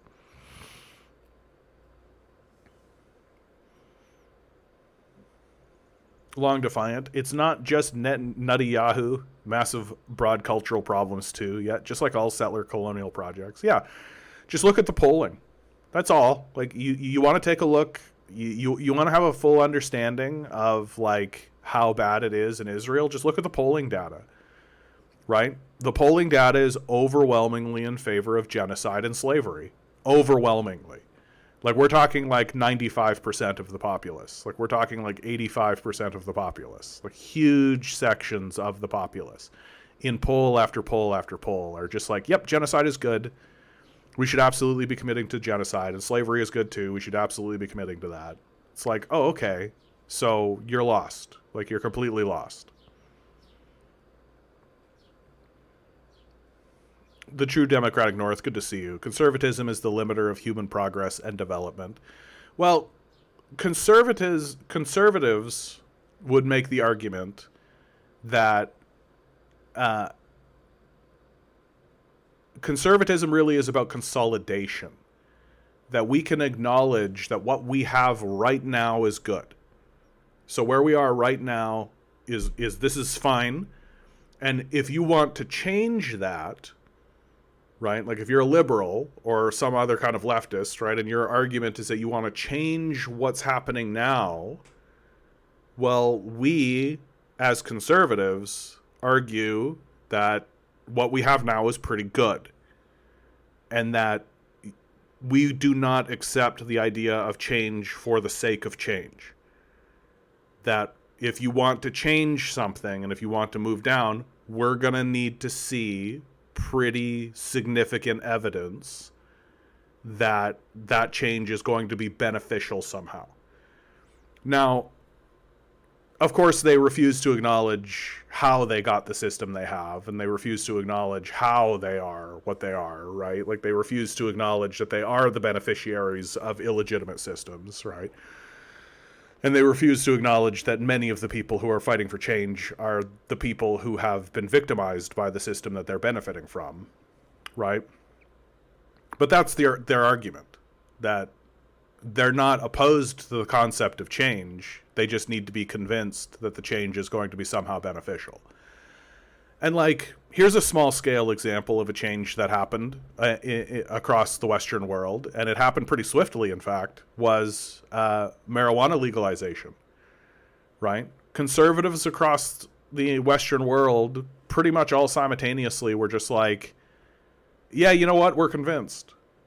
We finally have been convinced. We finally are, like, the argument against marijuana no longer holds any water. And kind of simultaneously, the conservatives across America just went, okay, you can smoke marijuana. And I think finally the big argument that crushed it out for everybody was like, dude, you're guzzling Jack Daniels. Like, you're having a 2-4 of beer every weekend. Like, shut up about this ridiculous, like, yeah, I want to smoke my weed. You've got a cigarette hanging out of your mouth, holding onto a Jack Daniels, eating a burger, bitching at me because I grew a plant, rolled it up, and smoked it. Shut up. And I think that's really what did it. Finally, I think conservatives were just like, oh yeah, like, the hypocrisy became so insanely blatant. And the big one too is, I think, a lot of you had like a lot of which is typically the case when it comes to conservatives, is that the moment it affects them, right? The moment that conservatives are affected by the issue, then suddenly it's a serious issue. But I think a lot of conservatives just started trying marijuana, especially as, like, medical marijuana. I think medical marijuana came out as, like, a thing, and a lot of people who were experiencing, like, chronic pain and, like, were experiencing that kind of stuff started using marijuana and were immediately like, this is fine. Like, the idea that we're fighting a big battle over this is childish, because it is. It's just childish. And so they relented. They, like, gave up immediately. And it's really like the story that I would use to describe most conservative fights is the story of Green Eggs and Ham, right? Dr. Seuss's Green Eggs and Ham pretty much nails it, where you have a guy who's like, hey, try this green eggs and ham. And a guy is like, I don't like green eggs and ham. And then the whole story is just trying to convince this guy to have it. And then finally he has it, and he's like, oh, this is actually good. That's essentially conservatism to a T.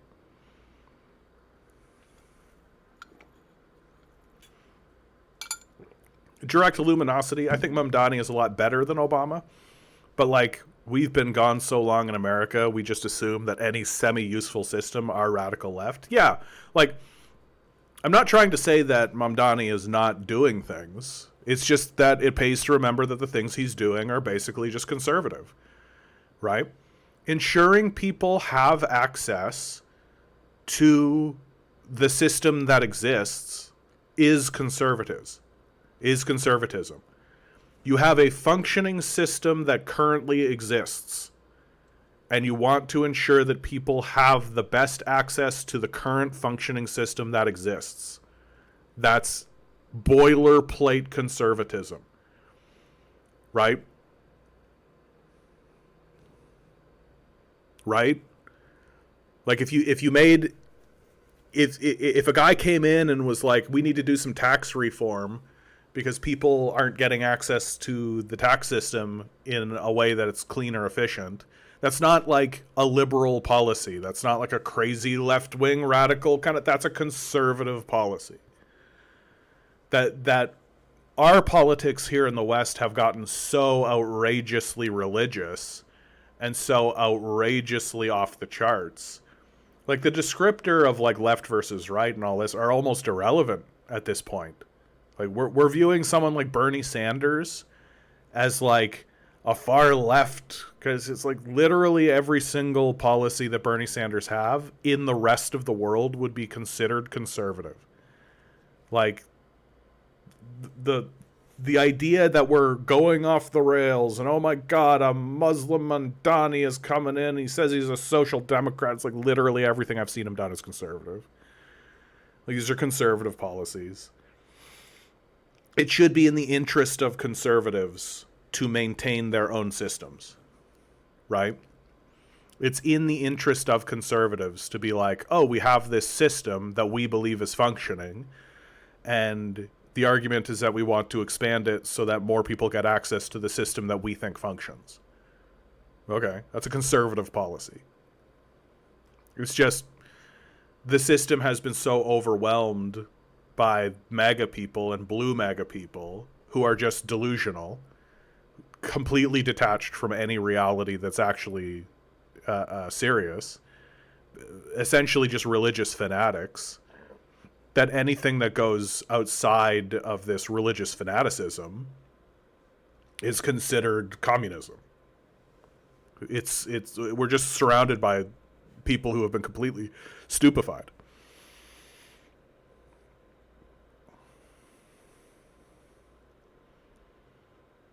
JT writes, even Melat Kiros, who has mentioned reading Stalin, her first move was to apologize to Kamala for saying fuck Kamala. They line up for a 2028 run, it feels like. Yeah, I think that I've seen enough to be convinced that Kamala is going to take another run, that Kamala will be the person that they put forward. They're going to ram Kamala down our throats again.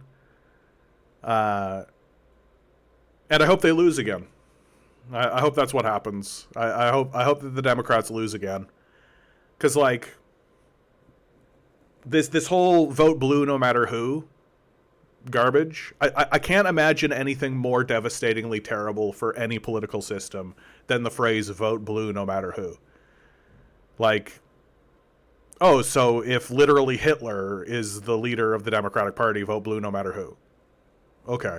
So it's just thought terminance. It's just the end of thought, the end of analysis. You're not allowed to have any criticism. You're not allowed to have any critique.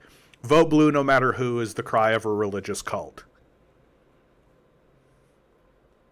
And so they're going to do it again with Kamala. And we're supposed to completely ignore that she's a Zionist who takes AIPAC's money and is a cop who is supporting ICE and the genocide of the Palestinian people. We're just supposed to ignore all of that, right? Because vote blue no matter who, we're in a religious cult. This isn't a serious political project. Yep, direct luminosity. The invisible hand of the market is a diddler. Yep. Well, and to me, I think, like, there's sort of two lines of thoughts that I have, which is,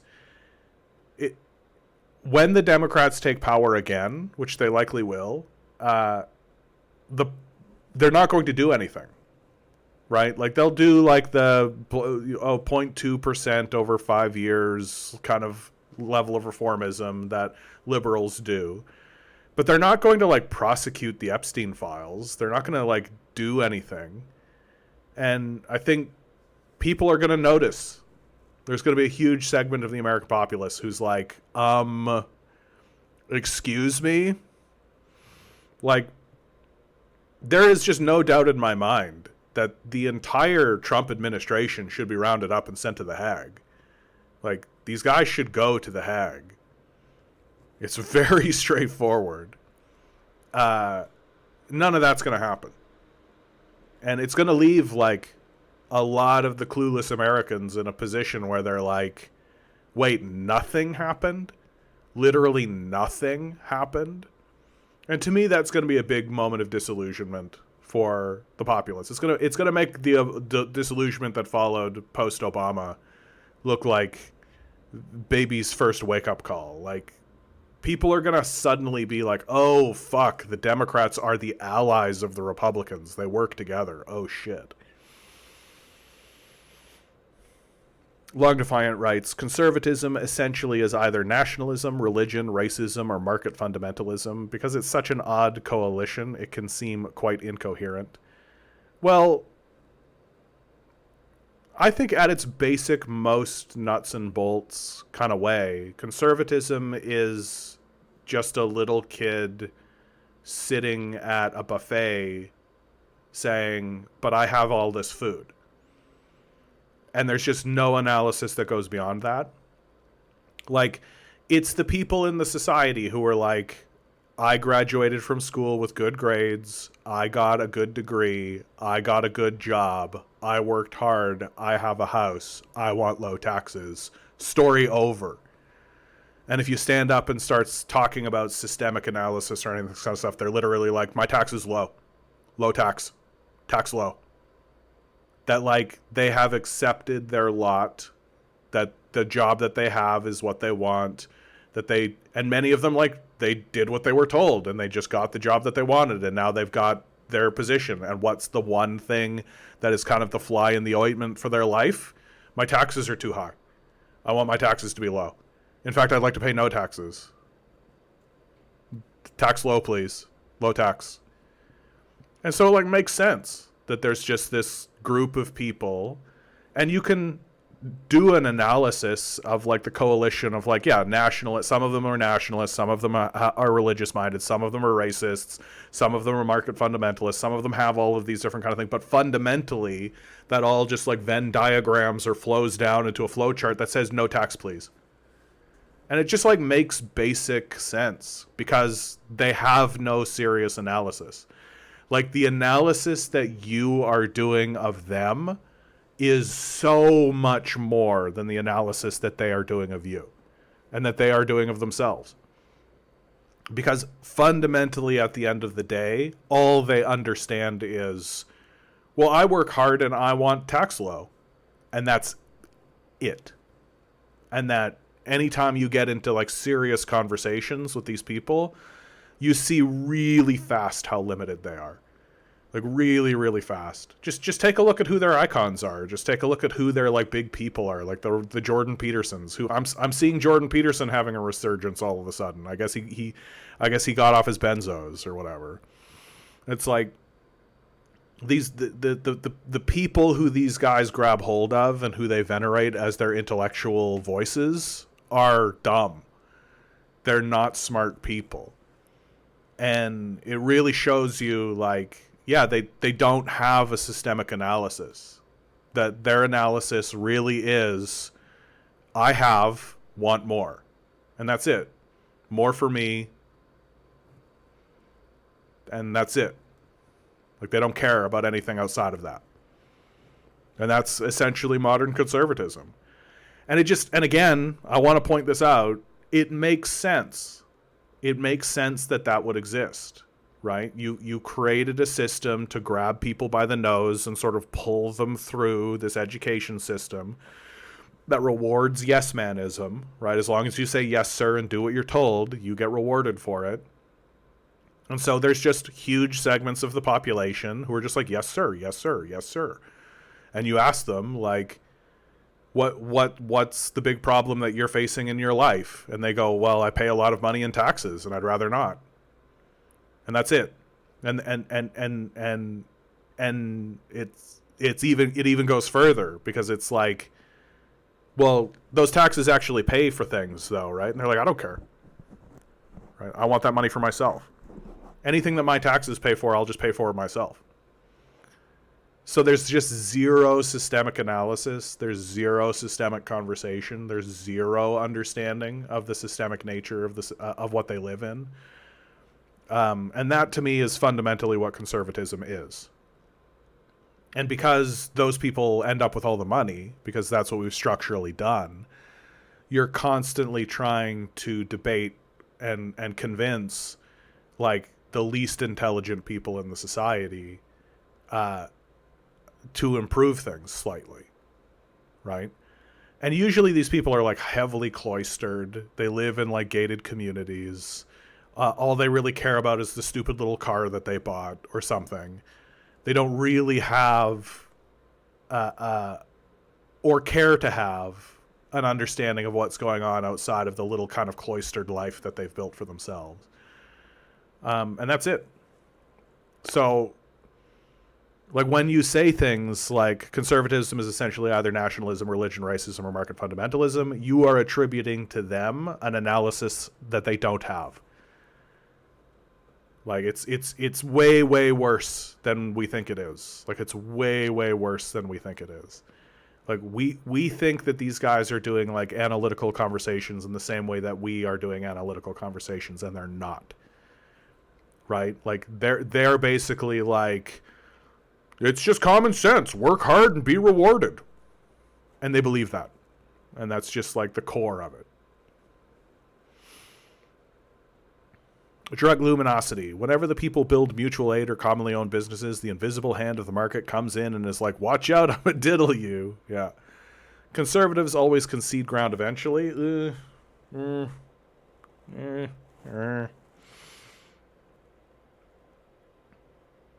Levonchik, bring back ANP. I don't know who ANP is. Who's ANP? Levonchik also says 5 viewers listening to this guy. Yeah, over on Twitch. I also have YouTube. I really just do this for myself. Like, this is my therapy, right? Like, this is how I get through the decline of Western civilization, right? And I think a big part of doing this is to, like, remind myself that I am as swayable by, I can be swayed by propaganda just like anybody else. And so I do this in order to sort of put my feet back on the ground and try to live in reality again. Because it's easy to, like, ignorance is bliss, right? Ignorance is bliss. You will live a happier life if you are living in this place of stupefaction. It's just true that if you can just detach from reality and get and just get washed away in the life of our that we've created, and you can just get distracted by the lights and all this, your life will probably be happier. You'll probably have a happier existence.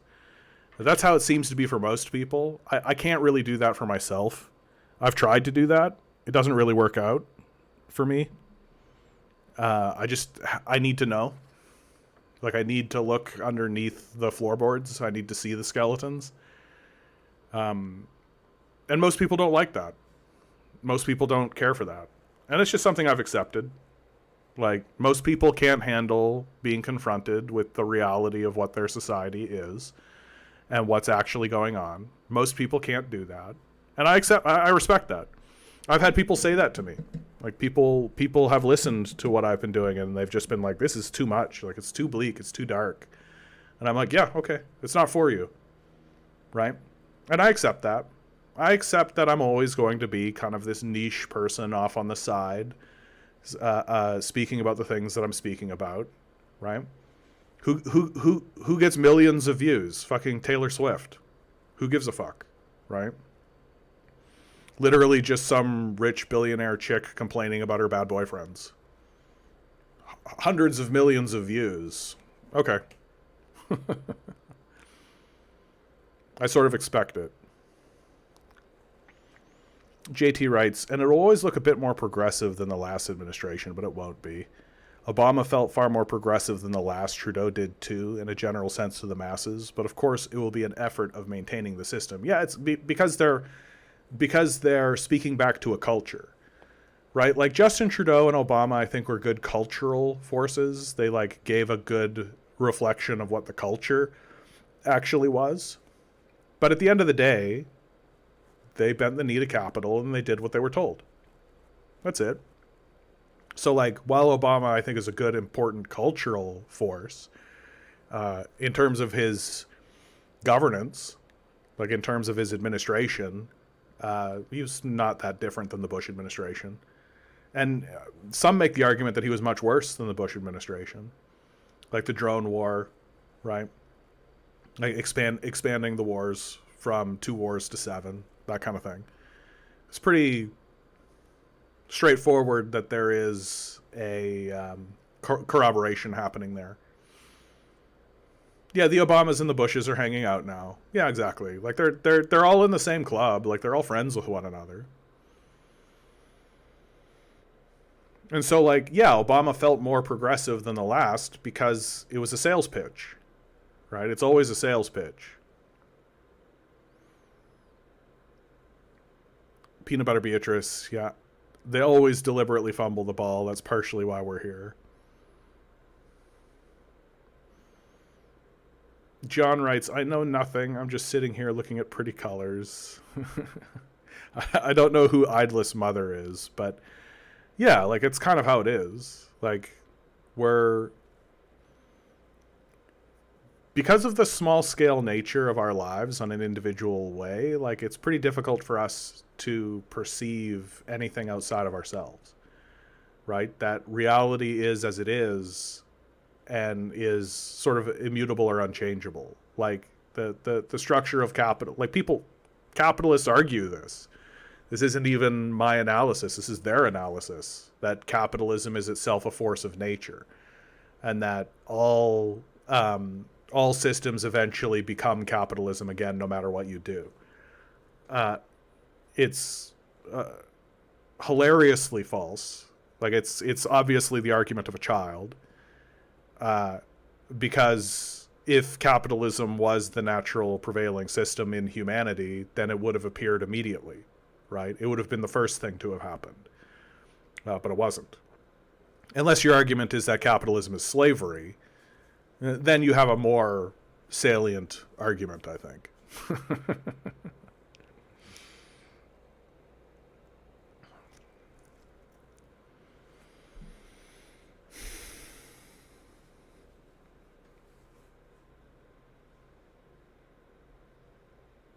It is silly, isn't it? Like, it would actually be so simple to improve everyone's lot. It would actually be really simple.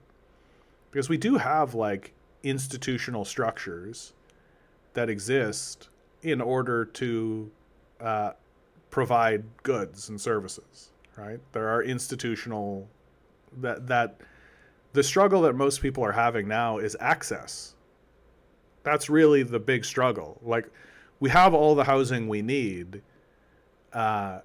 People just can't access it. We have all the food that we need. We throw away like 40% of it. People just can't access it. So it's not about even building new institutional power structures. It's about giving people access to the institutions that exist. And we just seem completely incapable of doing it.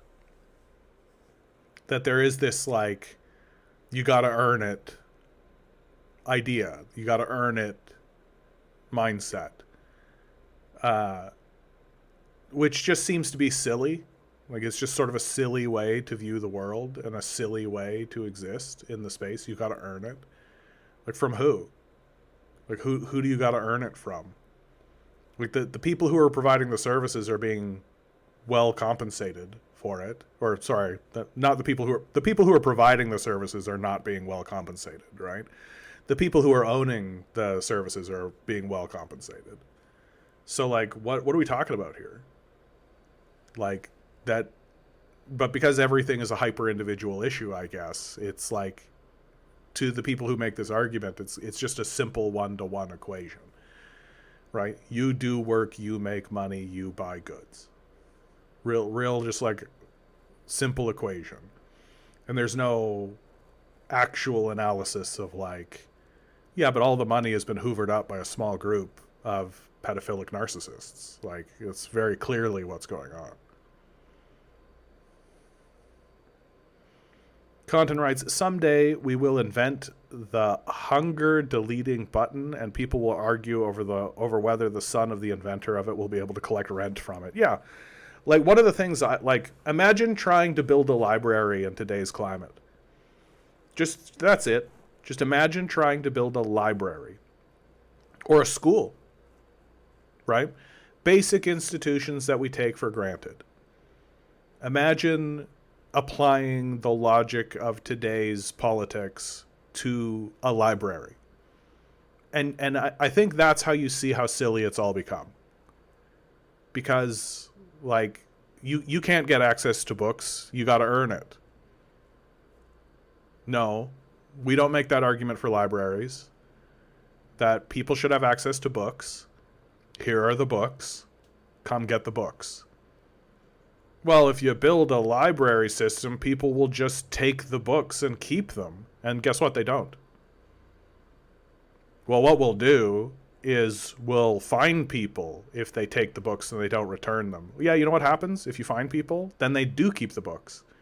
And you know what happens if you get rid of the fines? People return the books. Right? They might return them a little late, but they return them. So all of this like conservative common sense thinking is just false. And it's really obviously false that that none of the conservative logic applies to libraries, and yet for some reason we give credibility to it when it's applied to anything else. Right?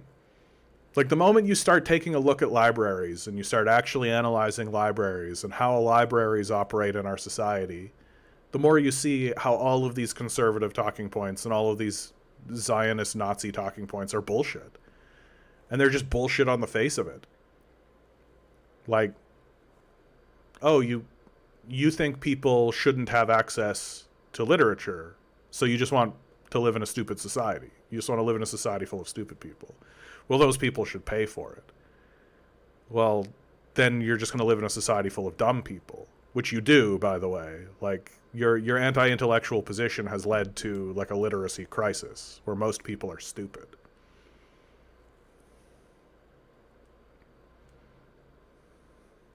Yeah, take the logic of that conservative mindset, apply it to an electrical grid. Yeah, that's a good example. What do you end up with? You end up with a shitty electrical grid that goes down every season. Right? Lawnmower Man, am I going to watch The Odyssey? The first reviews of The Odyssey have actually come out, and they're actually very positive. Like, it seems as though... I don't really like Christopher Nolan that much. I think that he's extremely overhyped. I don't think that Chris Nolan will actually persist through time. I think filmmakers like David Lynch, Hitchcock, even Quentin Tarantino, I think will persist through time more than Christopher Nolan. And I think the big reason why Christopher Nolan doesn't persist through time is because most of his work is actually kind of trite. Like, he's not... like, he's ended up making big spectacle pieces. Like, obviously. Like, his pieces are big and spectacular. And I suspect The Odyssey will be big and spectacular. And there'll be, like, a lot of spectacle to it. But I really have big complaints about Christopher Nolan just from a filmmaking position. Like, how he gets started is with Memento. That's really what breaks him into the mainstream. And Memento had like a cleverness to it because he was telling half of the story in reverse, and then there's like a time when it meets and all this. And so there's a gimmick. And so he built this gimmick into the story, and that gimmick kind of entranced people. But the more and more I watch his films, the more I'm like, oh yeah, like every single film is just kind of a gimmick. That he's just doing sort of gimmicky shit. And anytime he doesn't do a gimmick, the film isn't very good. Like, the Batman trilogy was not good. It was spectacular. There were some really good performances. But, like, the structure of it was really bad. And what was that other... the big one that everybody was... Inception. Like, Inception was fun, and there was, like, a big spectacle to it. But, like, I thought the storytelling was very bad.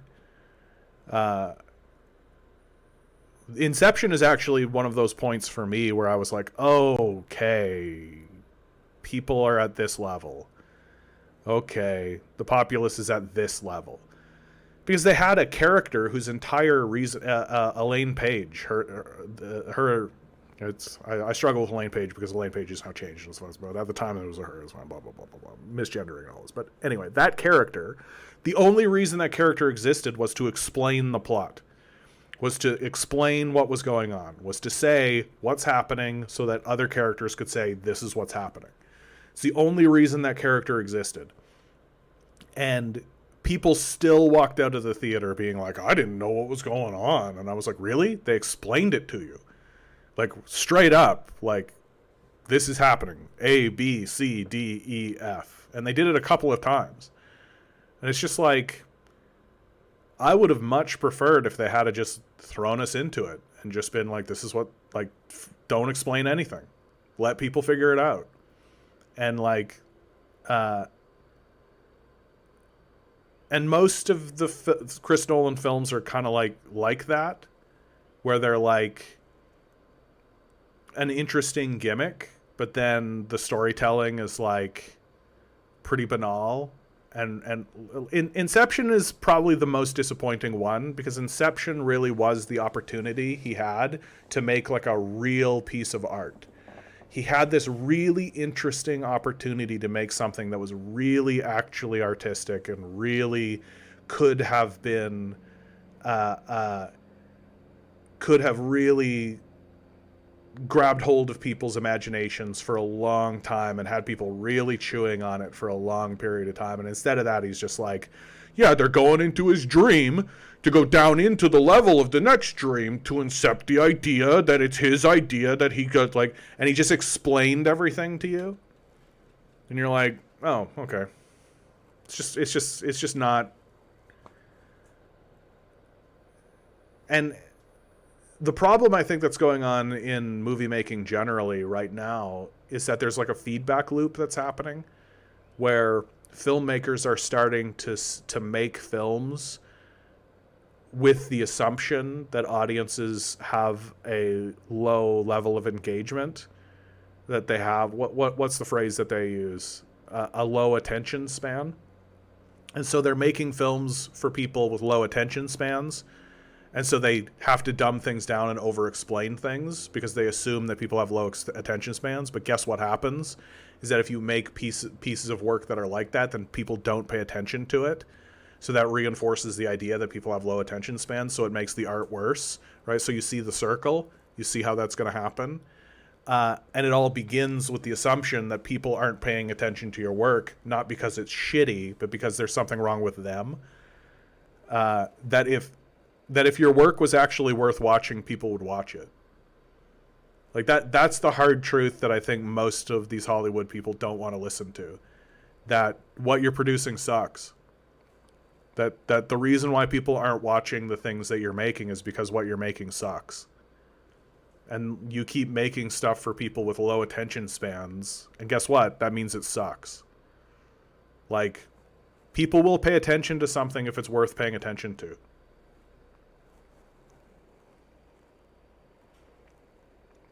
Ditto over on Twitch, good to see you. As a parasocialist Hassan fanboy, I am shocked that the man with a Nazi tattoo who is a Blackwater merc did something bad to a white woman. Yeah, the Graham Plattner story.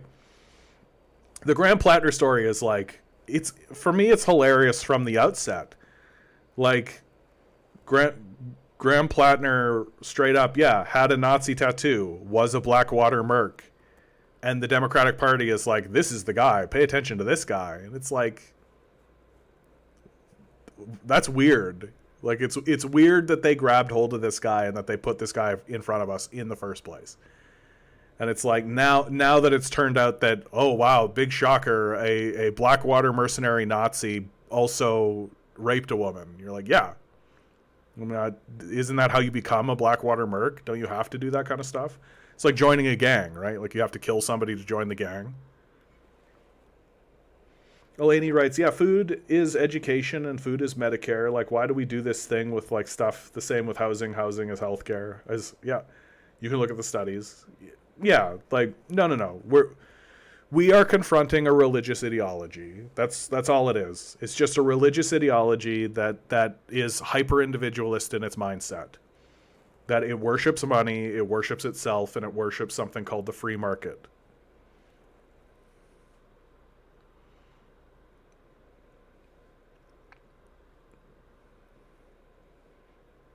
The Odyssey should be much better given it's not Nolan's story. Yeah, that's true. And, like, I do think that, like, telling a story like the Odyssey in a big kind of spectacle piece sort of way, sure, why not? I just get skeptical of, like, my assumption is that I'm going to watch the Odyssey and just be like, yep, that's the Odyssey, you know? And that, like, the kind of anti-war message of the Odyssey is going to get distilled out of it.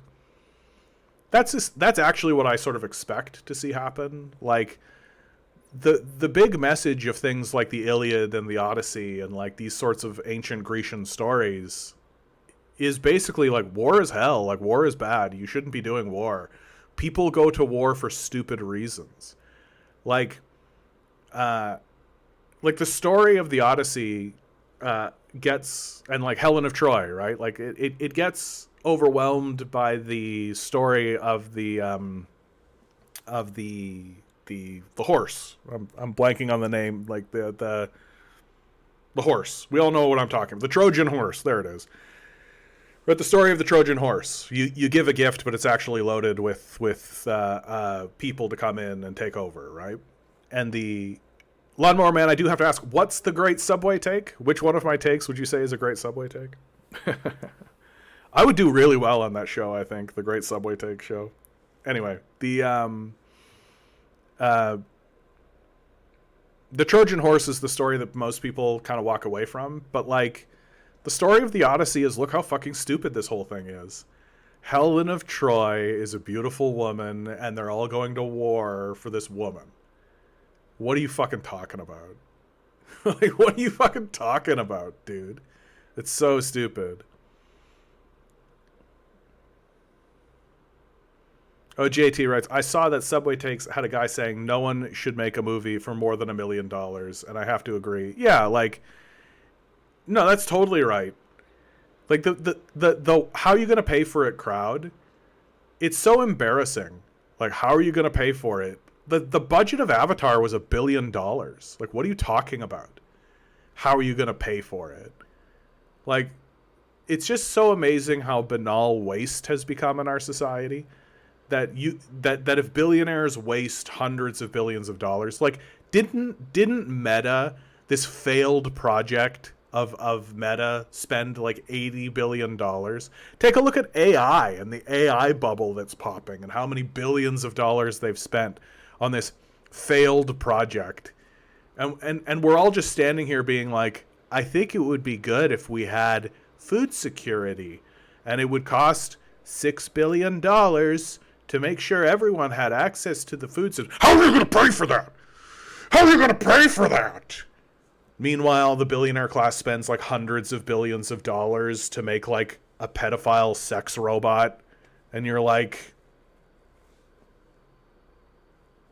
but it's self-justifying, right? Within the religious apparatus. Those people have money, so they're inherently good.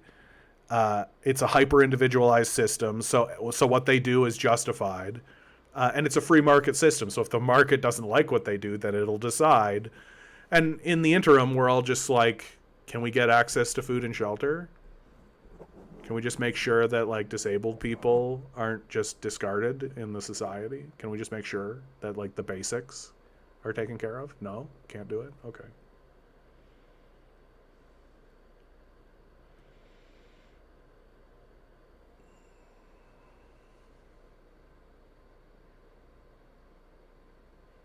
Lawnmower Man, yeah. Fire and Ash sucks so bad. I thought Cameron might be cooking again after A Way of Water, even though it was bloated, but no. Well, Fire and Ash was straight up like a rip on Avatar The Last Airbender. He just straight up ripped the story of Avatar The Last Airbender. No, Avatar has always sucked.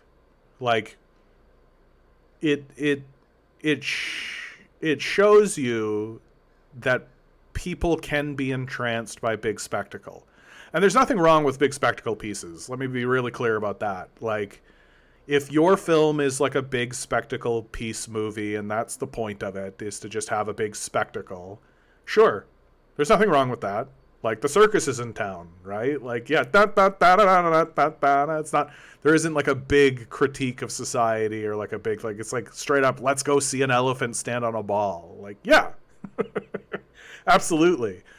But the people who are trying to convince me that Avatar as a series is good or will even persist through time, that's embarrassing. Like, the Avatar films are technological triumphs, right? I think James Cameron really set out. He was seeing where the technology was and was like, we are not using this technology to the degree that we could. And he really set out to show people what was possible, and he did. But like, the story sucks, and it's always sucked. Like, it's always just been like very, very, very trite. It's like the kind of story that doesn't pass mustard for like a children's film. Straight up, just like, bad humans are coming to steal resources from the people of the planet, and the people of the planet defend themselves. Cool. Like a worse version of Pocahontas. It's just the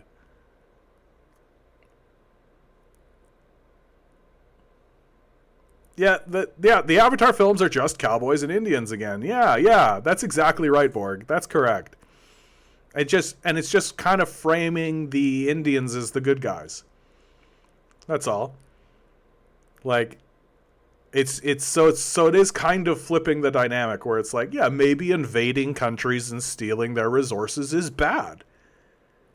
And I guess maybe I'm being mean to like James Cameron in the Avatar films, because it's like, maybe we do need to have this like extraordinarily reductive storytelling for the audience that we're talking to. Like, maybe it is actually, we have gotten to a point where we have to get it on the nose. Because if you're in a fight with somebody, that's where you need to put it. It's just right on the nose. Like, maybe we really do need to have big, gigantic spectacle pieces to be like, going to war with defenseless nations to steal their resources is bad. People who live in their nations should have freedom to make decisions about what happens to their own resources in their own nations. And that's good. And like, maybe we are at that point where we just need to have like it's like the Fast and the Furious films, right? It's about family. You're like, maybe we do need to have films that are just like, yeah, care about your family. You know? I just never thought that I would think like Sesame Street is intelligent. Do you know what I mean? Like, I just never thought we'd ever get to that point where I'd be like these stories and this messaging is like below Sesame Street. And it's like, maybe we're there. Like, maybe we are at that point where like most people do need to watch something to be like, oh, we should care about each other. Oh.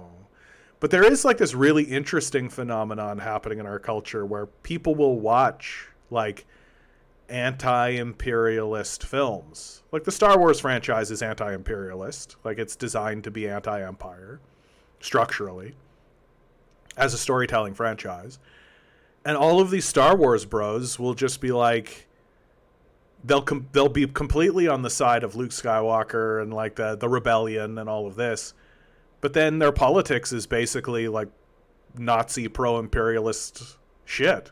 Like, it's really weird that all of the media that they consume and watch is anti-imperialist and like pro-rebellion and like, yeah, we should fight against illegitimate power structures and all of this. And then their politics is straight up, the empire is good.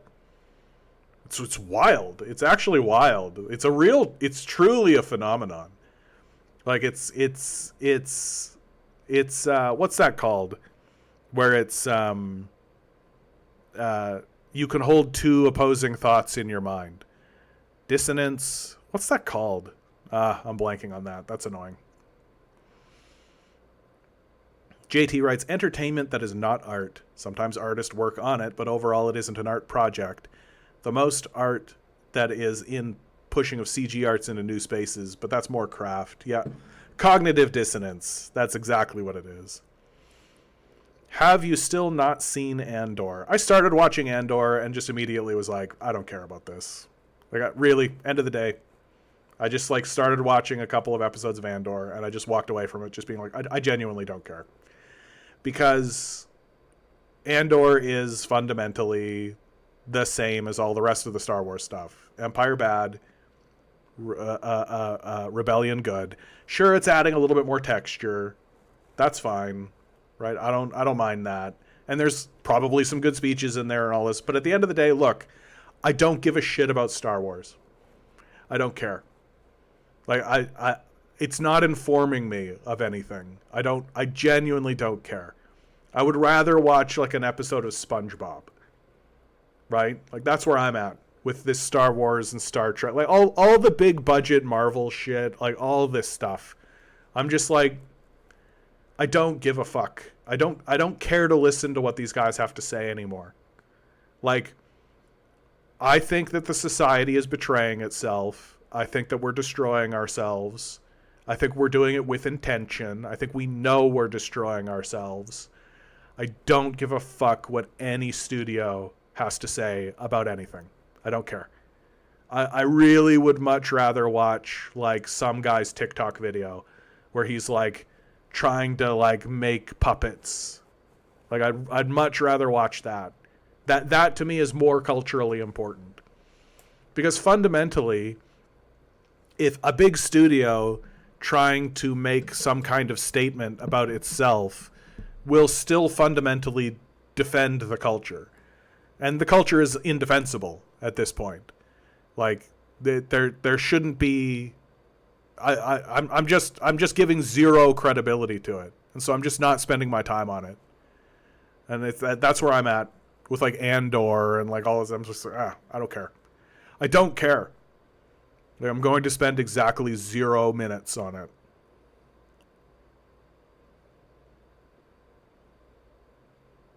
JT writes, Akira Kurosawa was heavily influenced by Westerns first as a kid.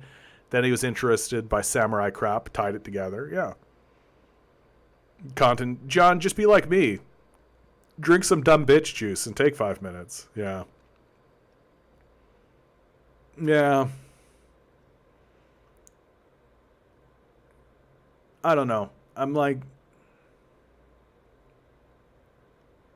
I'm more interested in watching what other cultures produce.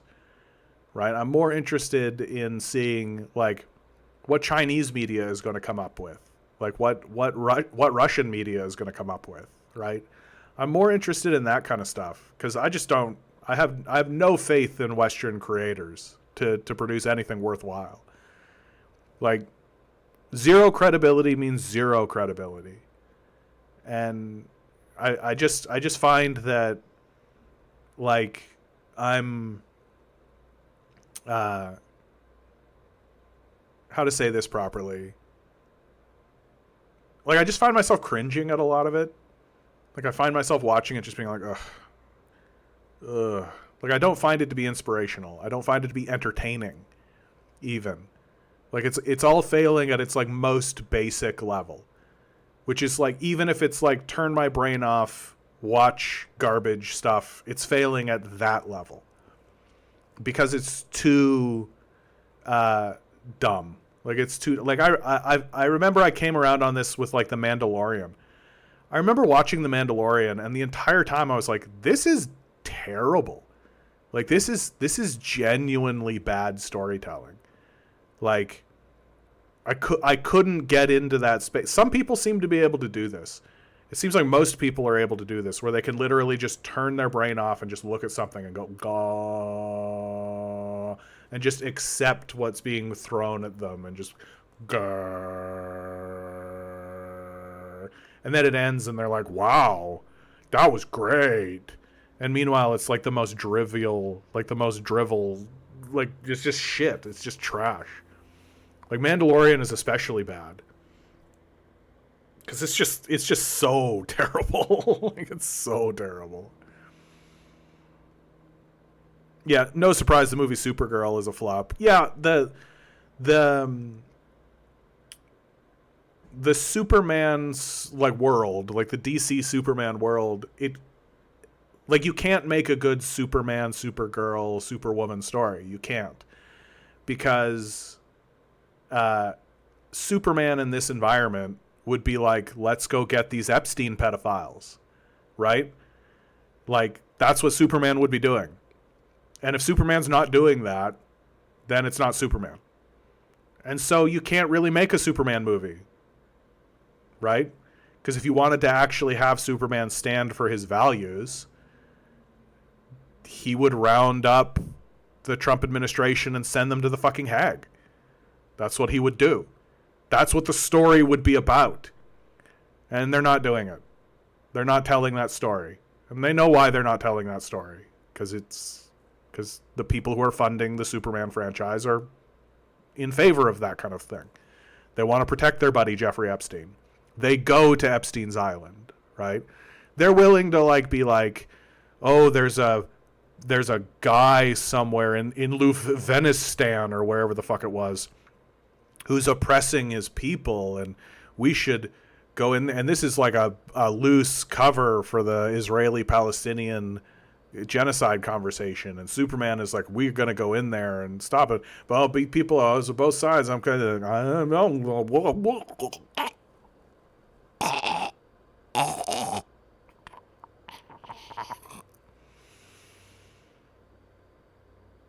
So like Superman and Supergirl, like as franchises, are dead in my view, because they're not being permitted to actually do the thing that they were designed to do.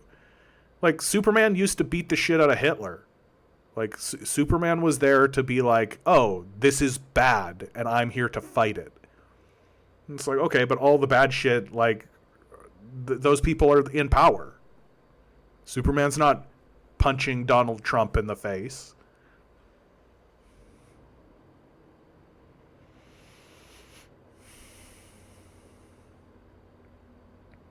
JT writes, DPRK having some movies now too, it's neat. Leaping Larry watched a good looking flick. I should take a look. Yeah, I would rather watch an episode of SpongeBob. Yeah, for sure.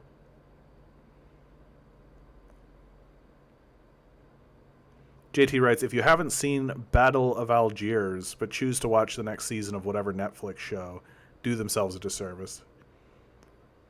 Content writes, yeah, I'm still impressed with Backrooms. I've heard good things about Backrooms. Apparently Obsession might be better. I don't have the courage to see that one. Yeah, it seems like there is going to be a resurgence of like horror. Because it seems to me that like horror is psychological horror might be the one space where people are still allowed to be creative.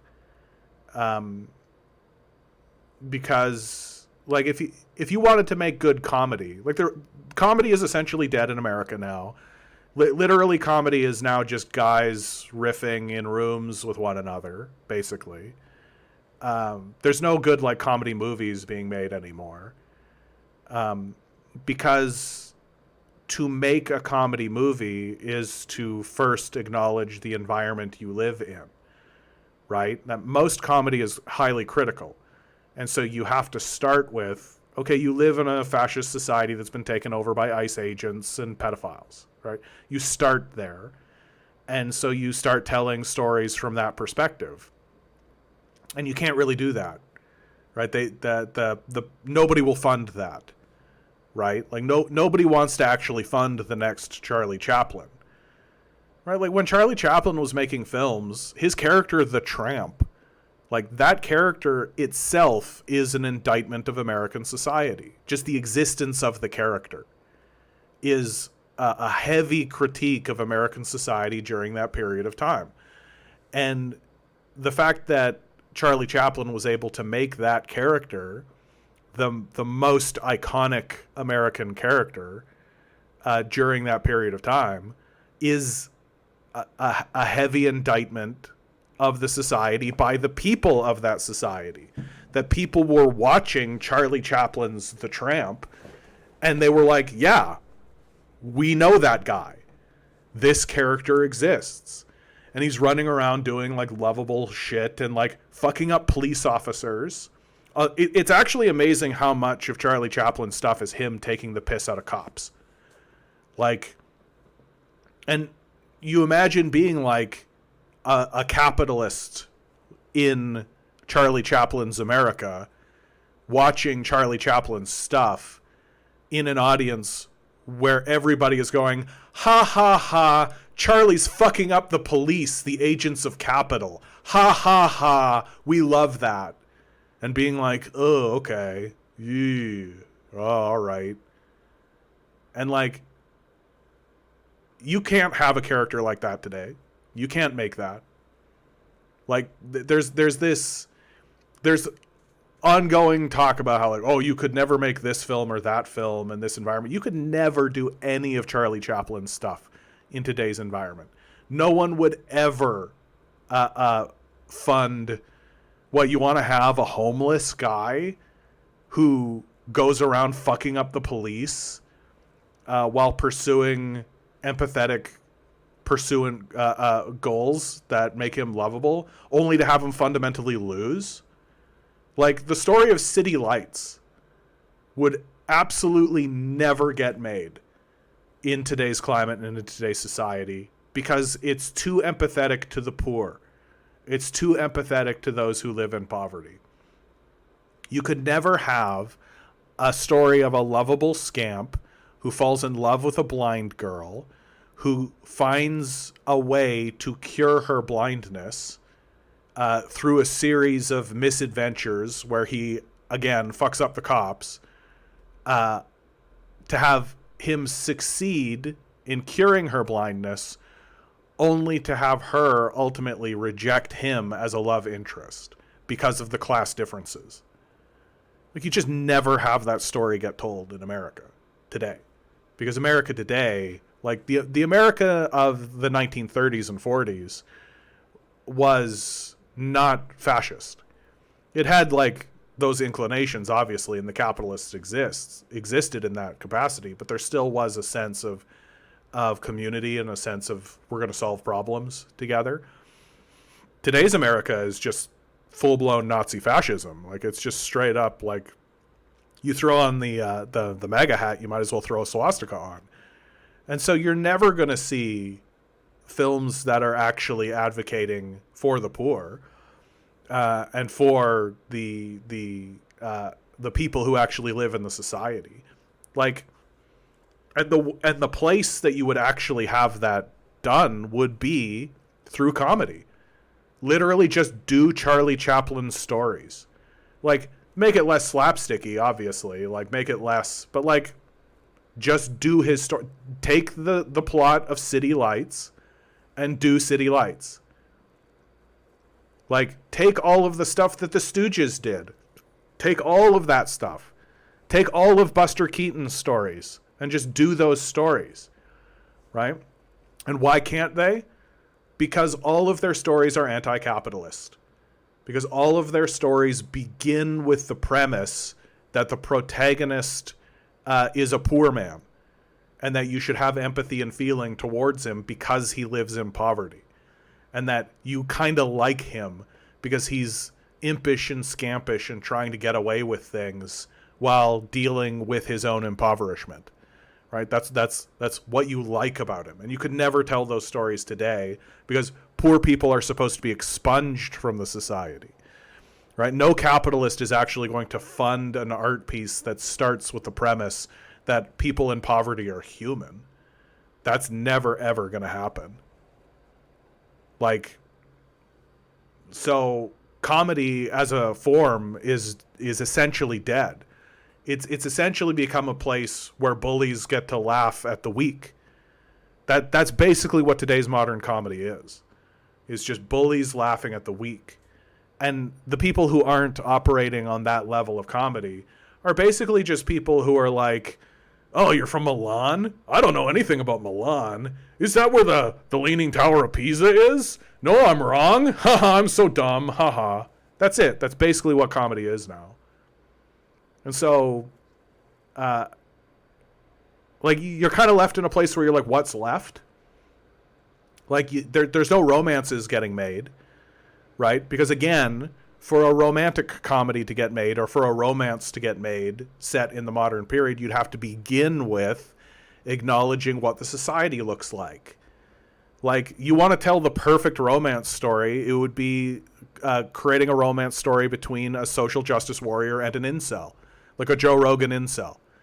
That would be the romance story that you should tell today. But you can't do that, right? Because to do that, you have to take the piss out of both movements. You have to take a look at MAGA and Blue MAGA and take the piss out of both, right? And you can't do that. No capitalist will fund it, right? So that story will never get told. And so, like, what's left? So you can't do comedy. You can't do romance, right? The action genre is just completely overwhelmed, right? Because action is just spectacle. So you just keep shitting them out. You have, like, Jason Statham be like, the plumber, the beekeeper, the electrician, the cop. Just have him be a cop once. The firefighter. Like, just any blue collar job, just have him be that. Okay. Okay, so what's left? Big dramatic fantasy. Okay, cool. We're doing that. It's like getting shit out. It's so schlocky and bullshit now. Like, the entire premise of it is completely undercut. It's completely decimated. So there's no room anywhere for that. And so what's really left is just, like, horror. And I actually think that horror as a genre has, like, a lot of room. There's a lot of room there for growth. But you can make a horror film without having it be a commentary on anything, right? Just pointing out the nature of our existence, right? Like, you can make a horror film that starts with rich white woman, right? Rich white woman who's like a nice rich white woman, and she tries to help people. Like, you can start from that position, and so a capitalist will fund it. And if it's about, like, life is full of horror, right? Your decline into death is horrifying. Like, there's a lot of horror, and if you want to dwell within the horror space, there's a lot there. There's a lot there. And if the goal of capitalism is to now find ways to fund some kind of artistic pursuit that'll make money that people will come and see, but that doesn't actually indict or reveal anything about the nature of capitalism, then horror is just bottomless. You could spend so much time in horror, especially because, like, horror intersects with pornography so cleanly. There's so much connection and so much connective tissue between pornography and horror.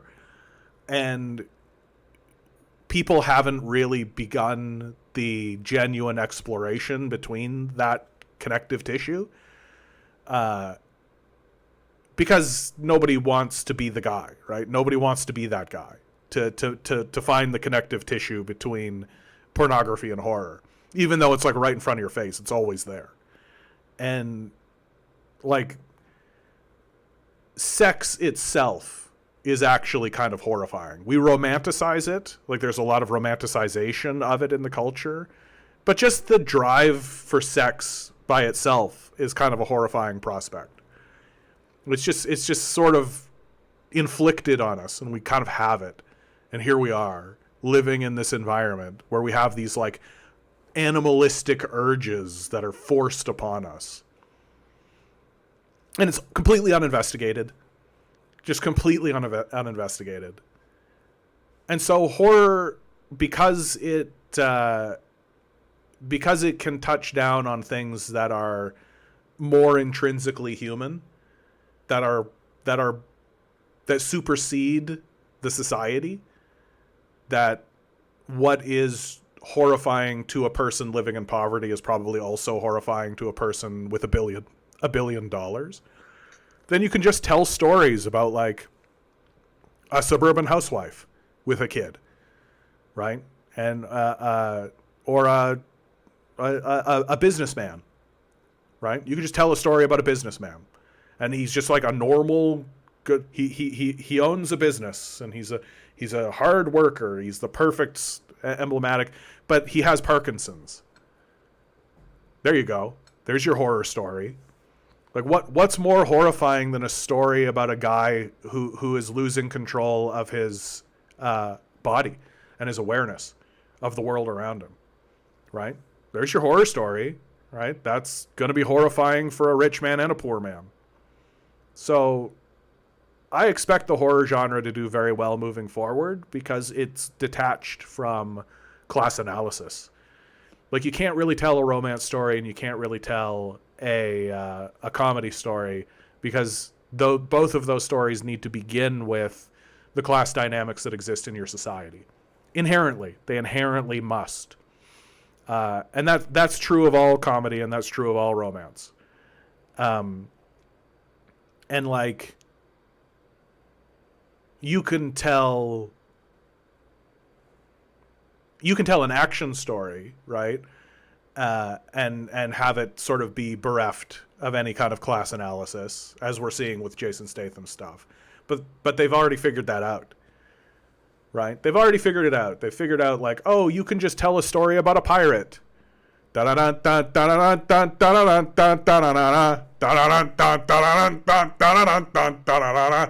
Jack Sparrow, we have to go find Davy Jones' heart within the sphere of the Mermaid Cove. Well, why isn't there any rum?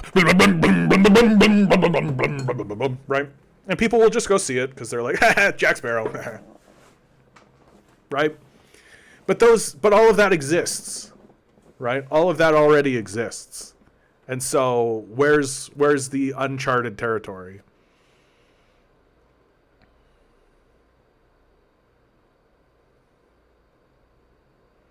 Did you know right-wing women are more compatible with liberal men based on future goals and desires? Yeah, because liberals and conservatives are allies.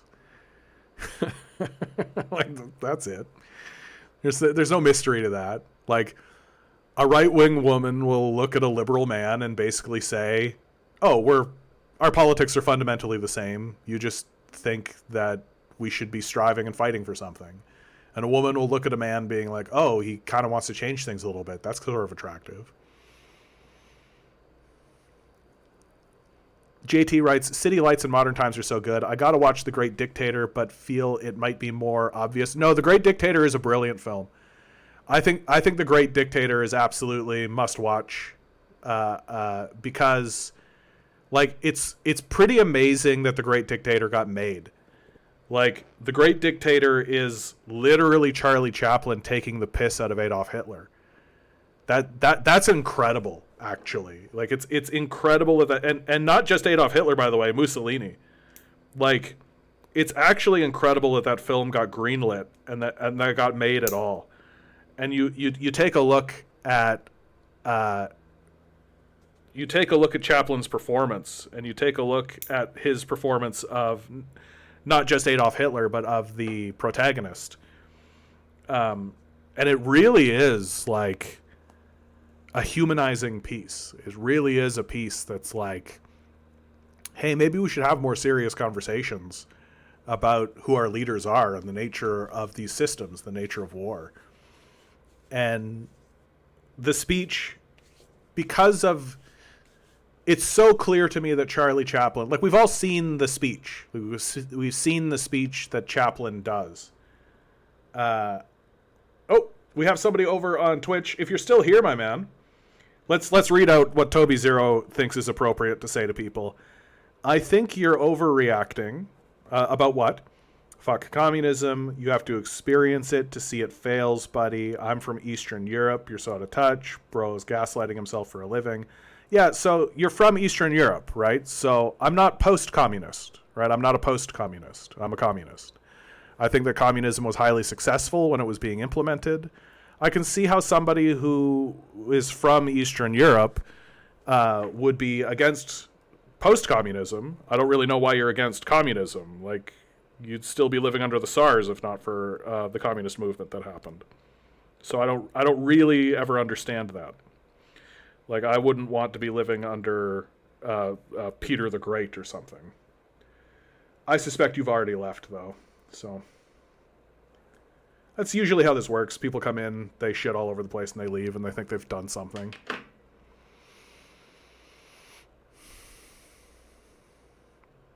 JT writes, I suppose like Barbie or even the great film Anora, we may see feminist stories, but like not much past equal rights in the status quo. Same with other marginalized group. Yeah.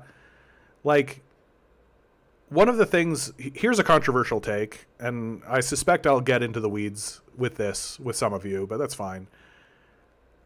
I think that the modern feminist movement mainly failed because it assumed that men had it good. That a big problem that what's going on is like the system of capital was always bad, and it was always bad for men too. And that now you have all of these feminists who are kind of getting what men got, and they're starting to realize that this is shit. Like a wage slave labor situation is not good, even if you're free to do it, right? So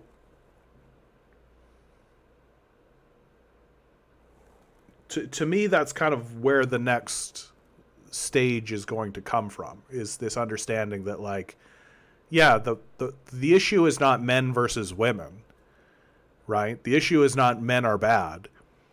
The issue is that the system of capital is crushing both of us and creating a situation or creating an argument that creates division between the sexes is only benefiting the people who are benefiting from your subjugation. Like, if I'm a capitalist, I absolutely hope that you spend your entire life fighting against men. Absolutely. I hope that fighting men is like everything that you do 100% of the time. I hope that you're constantly fighting men, for sure. And vice versa. I hope that men fight women. I hope that both of the sexes fight each other. I hope that happens. For 100 years, I hope that happens.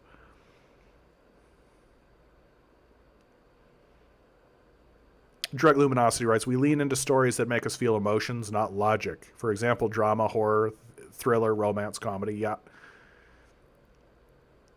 The first Pirates of the Caribbean was actually really a masterpiece compared to the sequels. Yeah, don't get me wrong. Like, again, like, if your goal is to just watch pirates be pirates and like ba-da-bump, bump, ba-da-bump, like, fine.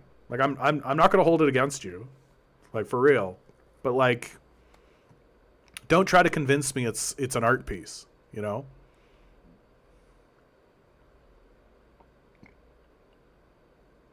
That's really the problem with capitalism, isn't it, though? We can't just have a standalone movie. If a movie is successful, you have to make another. Yeah. You can't just make something for the sake of making it.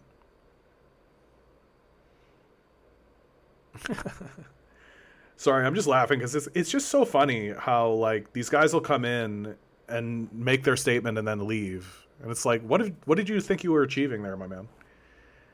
Like, it's just embarrassing. Like, the people who are defending capitalism at this point are just embarrassing. It's just they can't have a serious conversation. They won't have a serious conversation. And then when they think they're having a serious conversation, they sound like little kids. Like, it's really like, and like, if you point that out to them, they lose their mind about it, right? If you actually say to them, like, this is the ideology of a child, and then it's just, oh, well, it's a personal attack and you can't have a serious conversation. It's like, okay. So you have to pretend like what they're saying is serious as they ignore the things you say. So it's gotten embarrassing. Yeah, my Eastern Europe. Yeah, exactly. Because none of the states in Eastern Europe are having big Nazi problems right at the moment. JT writes, I loved Get Out and such, and it points out class in ways, but people aren't going to just get it if it's not so explicit. Yeah, Get Out was a good one. Like Jordan Peele's Get Out. It was really a conversation about, like, what it is to be black in America. That's something I think that people like Dave Chappelle have pointed out, and that there is this, like, inability amongst the white power structure to understand or even try to understand what it's like to be black in America. Like, I remember Dave Chappelle did this riff at Def Comedy Jam. And it was one of these things where it was not really supposed to be broadcast, but he decided to just kind of go off book. And he said, like, do you think if we told them they'd know what it's like to be black in America? And he said, yeah, kids can go buy like a white supremacist Halloween costume. And he was referring to like a cop's uniform. And it's like that shift in the perception of the police, I think, is so crucial and key. That if you think the police are on your side, then you're not really understanding what's going on. That the police are doing everything they can to make themselves look like, you know, servants of the people. And they're doing everything they can to like, you take a look at like Brooklyn Nine-Nine is great cop propaganda, right? And they're trying to humanize themselves and make them seem like they're part of the society and that they're working towards a greater good. And there's no real serious conversation about the reality that like cops are servants of capital first and foremost, that they operate for the benefit of the system of capital first and foremost. And you can be the nicest guy in the world, but your job is to enact a white supremacist agenda. Like, you could just be like that.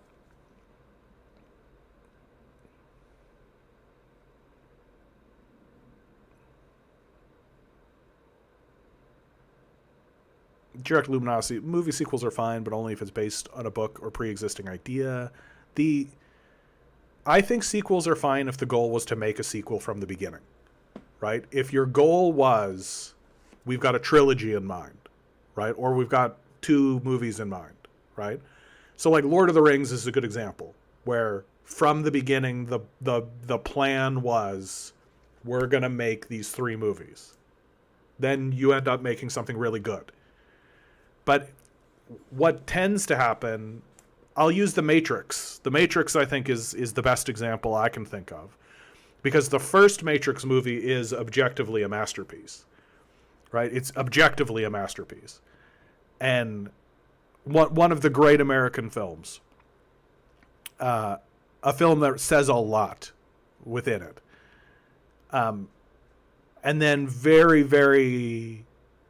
And so they made this huge, enormous, massive movie that immediately everybody is like, this is a culture shaping film, right? The Matrix is a culture shaping film. And then you see the next ones, and the quality of the storytelling immediately declines. And it's because the first film gets made as like a labor of love. That the people who are creating it like feel driven to tell this story, and so have curated it and have like gone over it and gone over it and gone over it and gone over it and gone over it, and finally they like make the deal and like things are moving and they're like smoothing and smoothing and smoothing, and they're constantly like honing in on what it is they want to say and what it is, and like frame by frame by frame. I remember I watched a behind the scenes making of where one of the sound people was like, yeah, right near the end, I like went in and I changed like 1/16 of a second of the sound right at the end. And I was like, here's somebody who's like listening to it over and over again and watching it over and over again and just honing and honing and honing. And it's like a real labor of love. And then the sequels are just like, we got to get these out on a deadline. Come on, we got to get it. Strike while the iron's hot. We got to make it. So the first one takes like 10 years to make, and the second one takes like a year and a half. And you're like, yeah, the second one's going to suck, like in comparatively, right? It's not going to be as good. The decline of The Matrix as a series, and what it really does by making these sequels is it really washes out the cultural impact of the original film. That the original film, like The Matrix, was a culture-shaping film. It had such a major impact that today's hacky influencers use the Matrix as an analogy in their stuff. We've got to get out of the Matrix, and the way to get out of the Matrix is to be like Cypher and get back into the Matrix.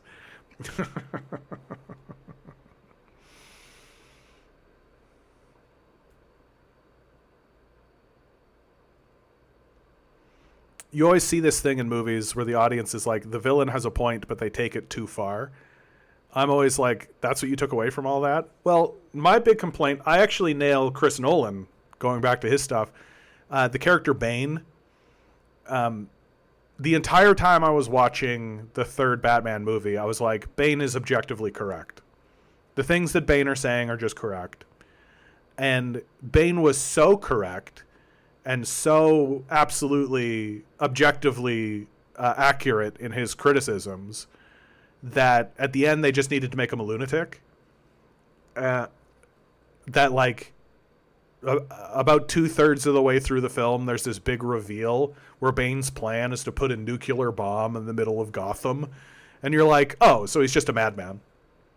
And so what they've done is they've taken all of the accurate, correct things that Bane said, and they've tried to tie it to lunacy, right?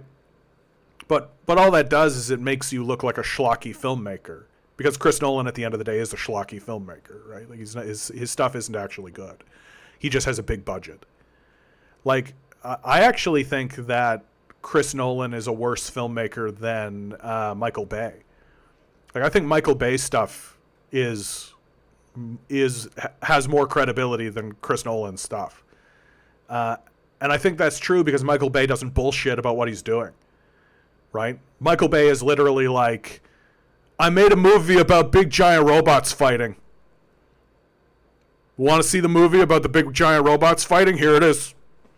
What, you want a movie about 4 Teenage Mutant Ninja Turtles? Here it is. There you go. You want to watch a big movie about big explosions, big car? Hey, this woman's not wearing a lot of clothes. You like that? Let's go. Bad boys, what you gonna do? What you gonna do when they come for you? Yeah. Will Smith, Martin Lawrence, everybody loved those films. Let's go. Right? Like, Michael Bay does not bullshit you at all about what it is he's making and what it is he's doing. And I remember I really fell in love with Michael Bay because one time somebody tried to like confront him with like the artistic credibility of like what he was saying or all this kind of stuff. And he literally looked at the guy and was like, I'm making like popcorn movies for 15-year-olds here. What are we doing?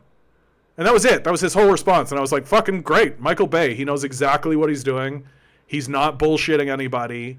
He's straight up just like, look, asses in seats, big explosions, robots, beautiful women. What are we doing here? And it's like, you can't really argue with that, right? It's like how you can't really argue with like a fight promoter. Like, you want to see two guys fight? Here. They're fighting. Come see the people fighting. And you can be like, don't you feel like this is a denigration to the culture? And don't you feel like that? And the fight promoter is going to look at you and be like, you want to see two guys fight or not? That's kind of it. Right? And yeah, you can hate Michael Bay movies. Like, you can hate guys fighting or any of that kind of stuff. But, like, it's hard to shit on the guy who's just standing in front of you being like, look, do you want to see robots fighting or not? This movie has the biggest explosion ever filmed. Do you want to see that or not? And you're like, yeah, I mean, I do kind of want to see that, Michael Bay. Yeah. Yeah, Bad Boys is a great franchise. Bad Boys is fine. Like, not everything is like a big, like... But the thing that Chris Nolan is doing is he's trying to convince you that what he's doing is, like, super intellectual, and it isn't. It really isn't.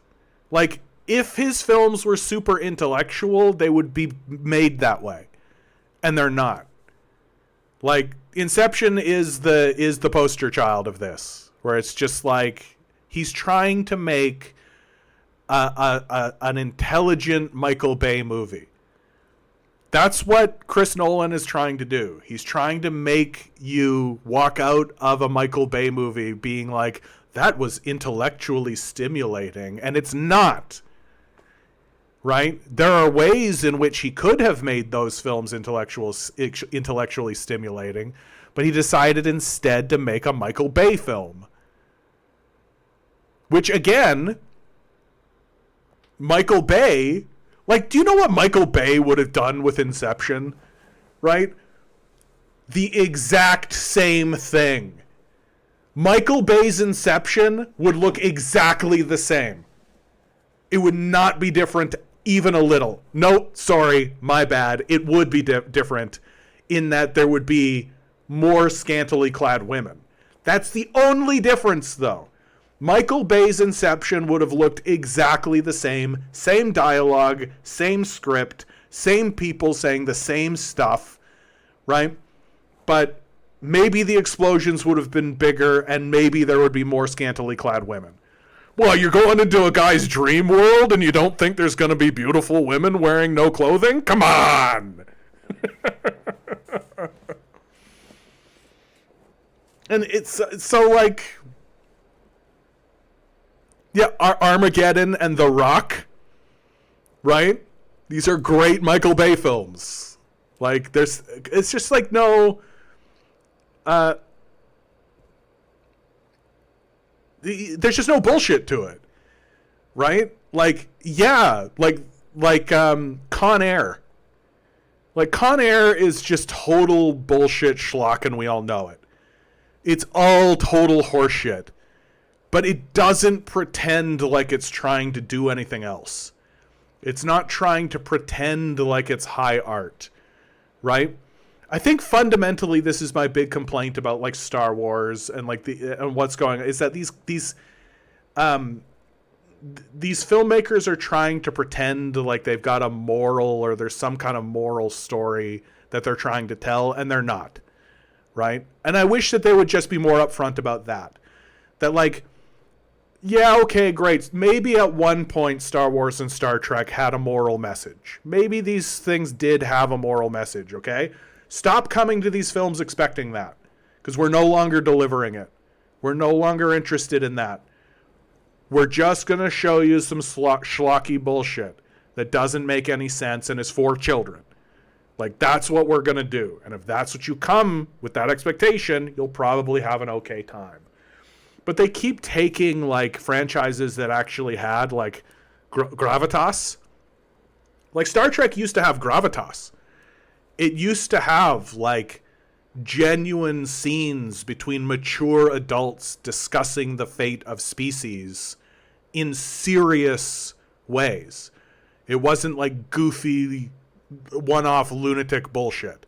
It wasn't like Chris Pine running around a solar flare lensed, clean white space, being like, we've got to send the klaxons 58 grams of juice. That defines the. Blah, blah, blah. I don't care. Get it done. Chick, chick, boom. Blah, blah, blah, blah, blah. Like, who gives a fuck? Like, yeah, Star Trek was woke before woke was forced and rejected. Yeah. Like, watch the original Star Trek movies. Like, really. Like, watch the original Star Trek movies. And you'll see a franchise that is constantly attempting to talk about serious issues between mature adults with gravitas. And yeah, people keep saying Andor tries to be more mature. Yeah. No, I'm done. Like, I'm done. I'm spending 0 minutes with these guys anymore, right? Because they keep trying, but they don't know how to do it. That's just the truth of it. They don't know how to do it. And that's just the bottom line. And so I just wish they'd stop trying. Just make your schlocky Mandalorian garbage, sell your Yoda toys, stop trying to pretend like you're actually capable or interested in telling a story that has a moral core or a moral center. Like, it does happen in American media. Of course, Breaking Bad, right? Breaking Bad is a film that is like, Breaking Bad is a film that is a series that actually is like, oh, like, this is a story. The story of Walter White is so brilliant because it so perfectly encapsulates within his character so many of the ailments that American society is suffering from. Like, he's a school teacher to begin with, so he's already one of America's rejected people, because school teachers are completely rejected in American society. He gets cancer, and so immediately has to intersect with the American healthcare system, which is an incredulous system that is that the American people should be revolting against, but don't. And so he begins to make meth in order to make money to pay for his cancer treatments, which intersects him perfectly with the illegitimate American justice system, as well as the poverty and homelessness crisis that exists and pervades American society. So within his character, within the fabric of his character, is embedded all of these social issues, just all of these major, major problems that are facing American society so clearly and obviously. And they end up telling like a really, truly brilliant story about a character that actually evolves and changes, which is just what's rarer than that in American media. A story about a character that changes, that's wild. That's actually crazy. Like, and one of the brilliant moments, or one of the moments that I was listening to, what's the Vince something or other. He was talking about Walter White, and he said in an interview his goal with Walter White was to try to find the point. When do people finally break with Walter? When does Walter cease to be a hero, and when does he become a villain?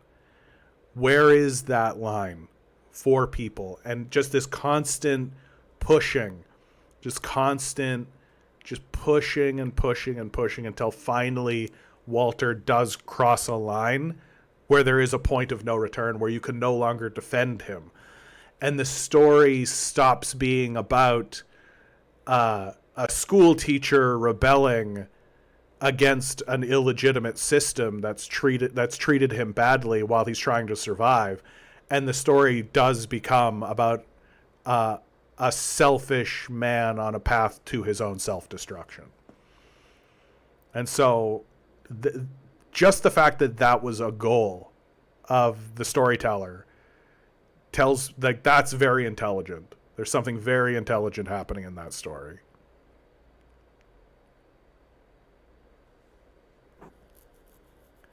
The last Michael Bay movie I watched was Ambulance, the bank robbery goes wrong type of movie. Yeah, heist movies, Ocean's 11, like that kind of stuff. It's like, yeah, great.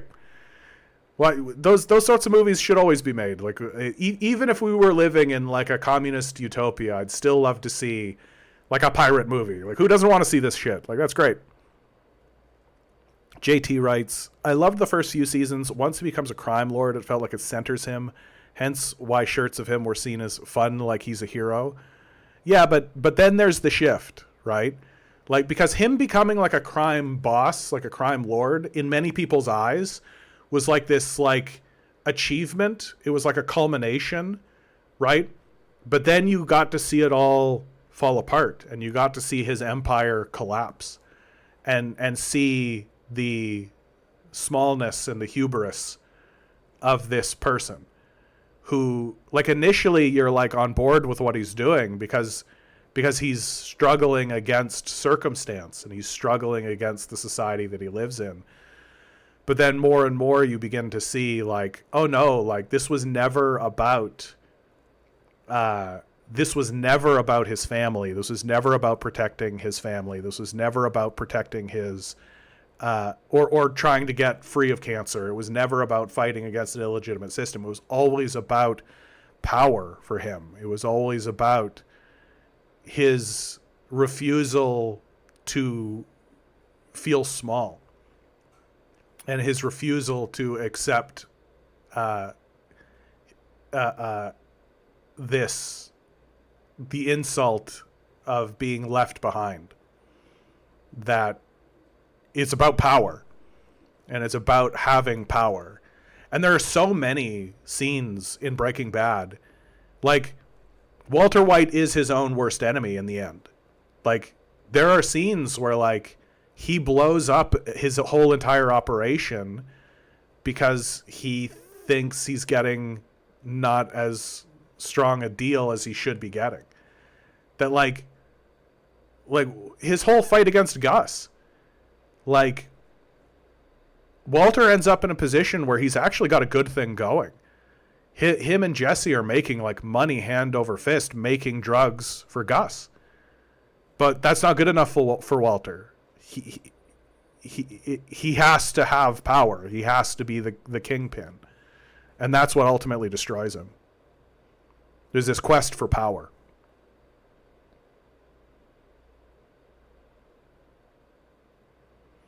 Not as the worst or anything, but sadly doesn't get as critical of Walt as it should as it goes on. I mean, in the end, spoiler alert, but in the end, he's, like, literally working with Nazis who, like, straight up kidnap and enslave Jesse. Like, I feel like the piece gets pretty critical of Walt. Anyway, we've reached the end of this one.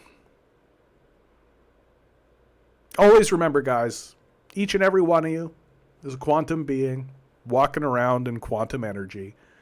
These billionaires are spending hundreds of billions of dollars in the hopes you'll never realize it. You'll just stay the good little commodity they need you to be. Rebel. Revolt. Repent. Good luck. We're going to need it.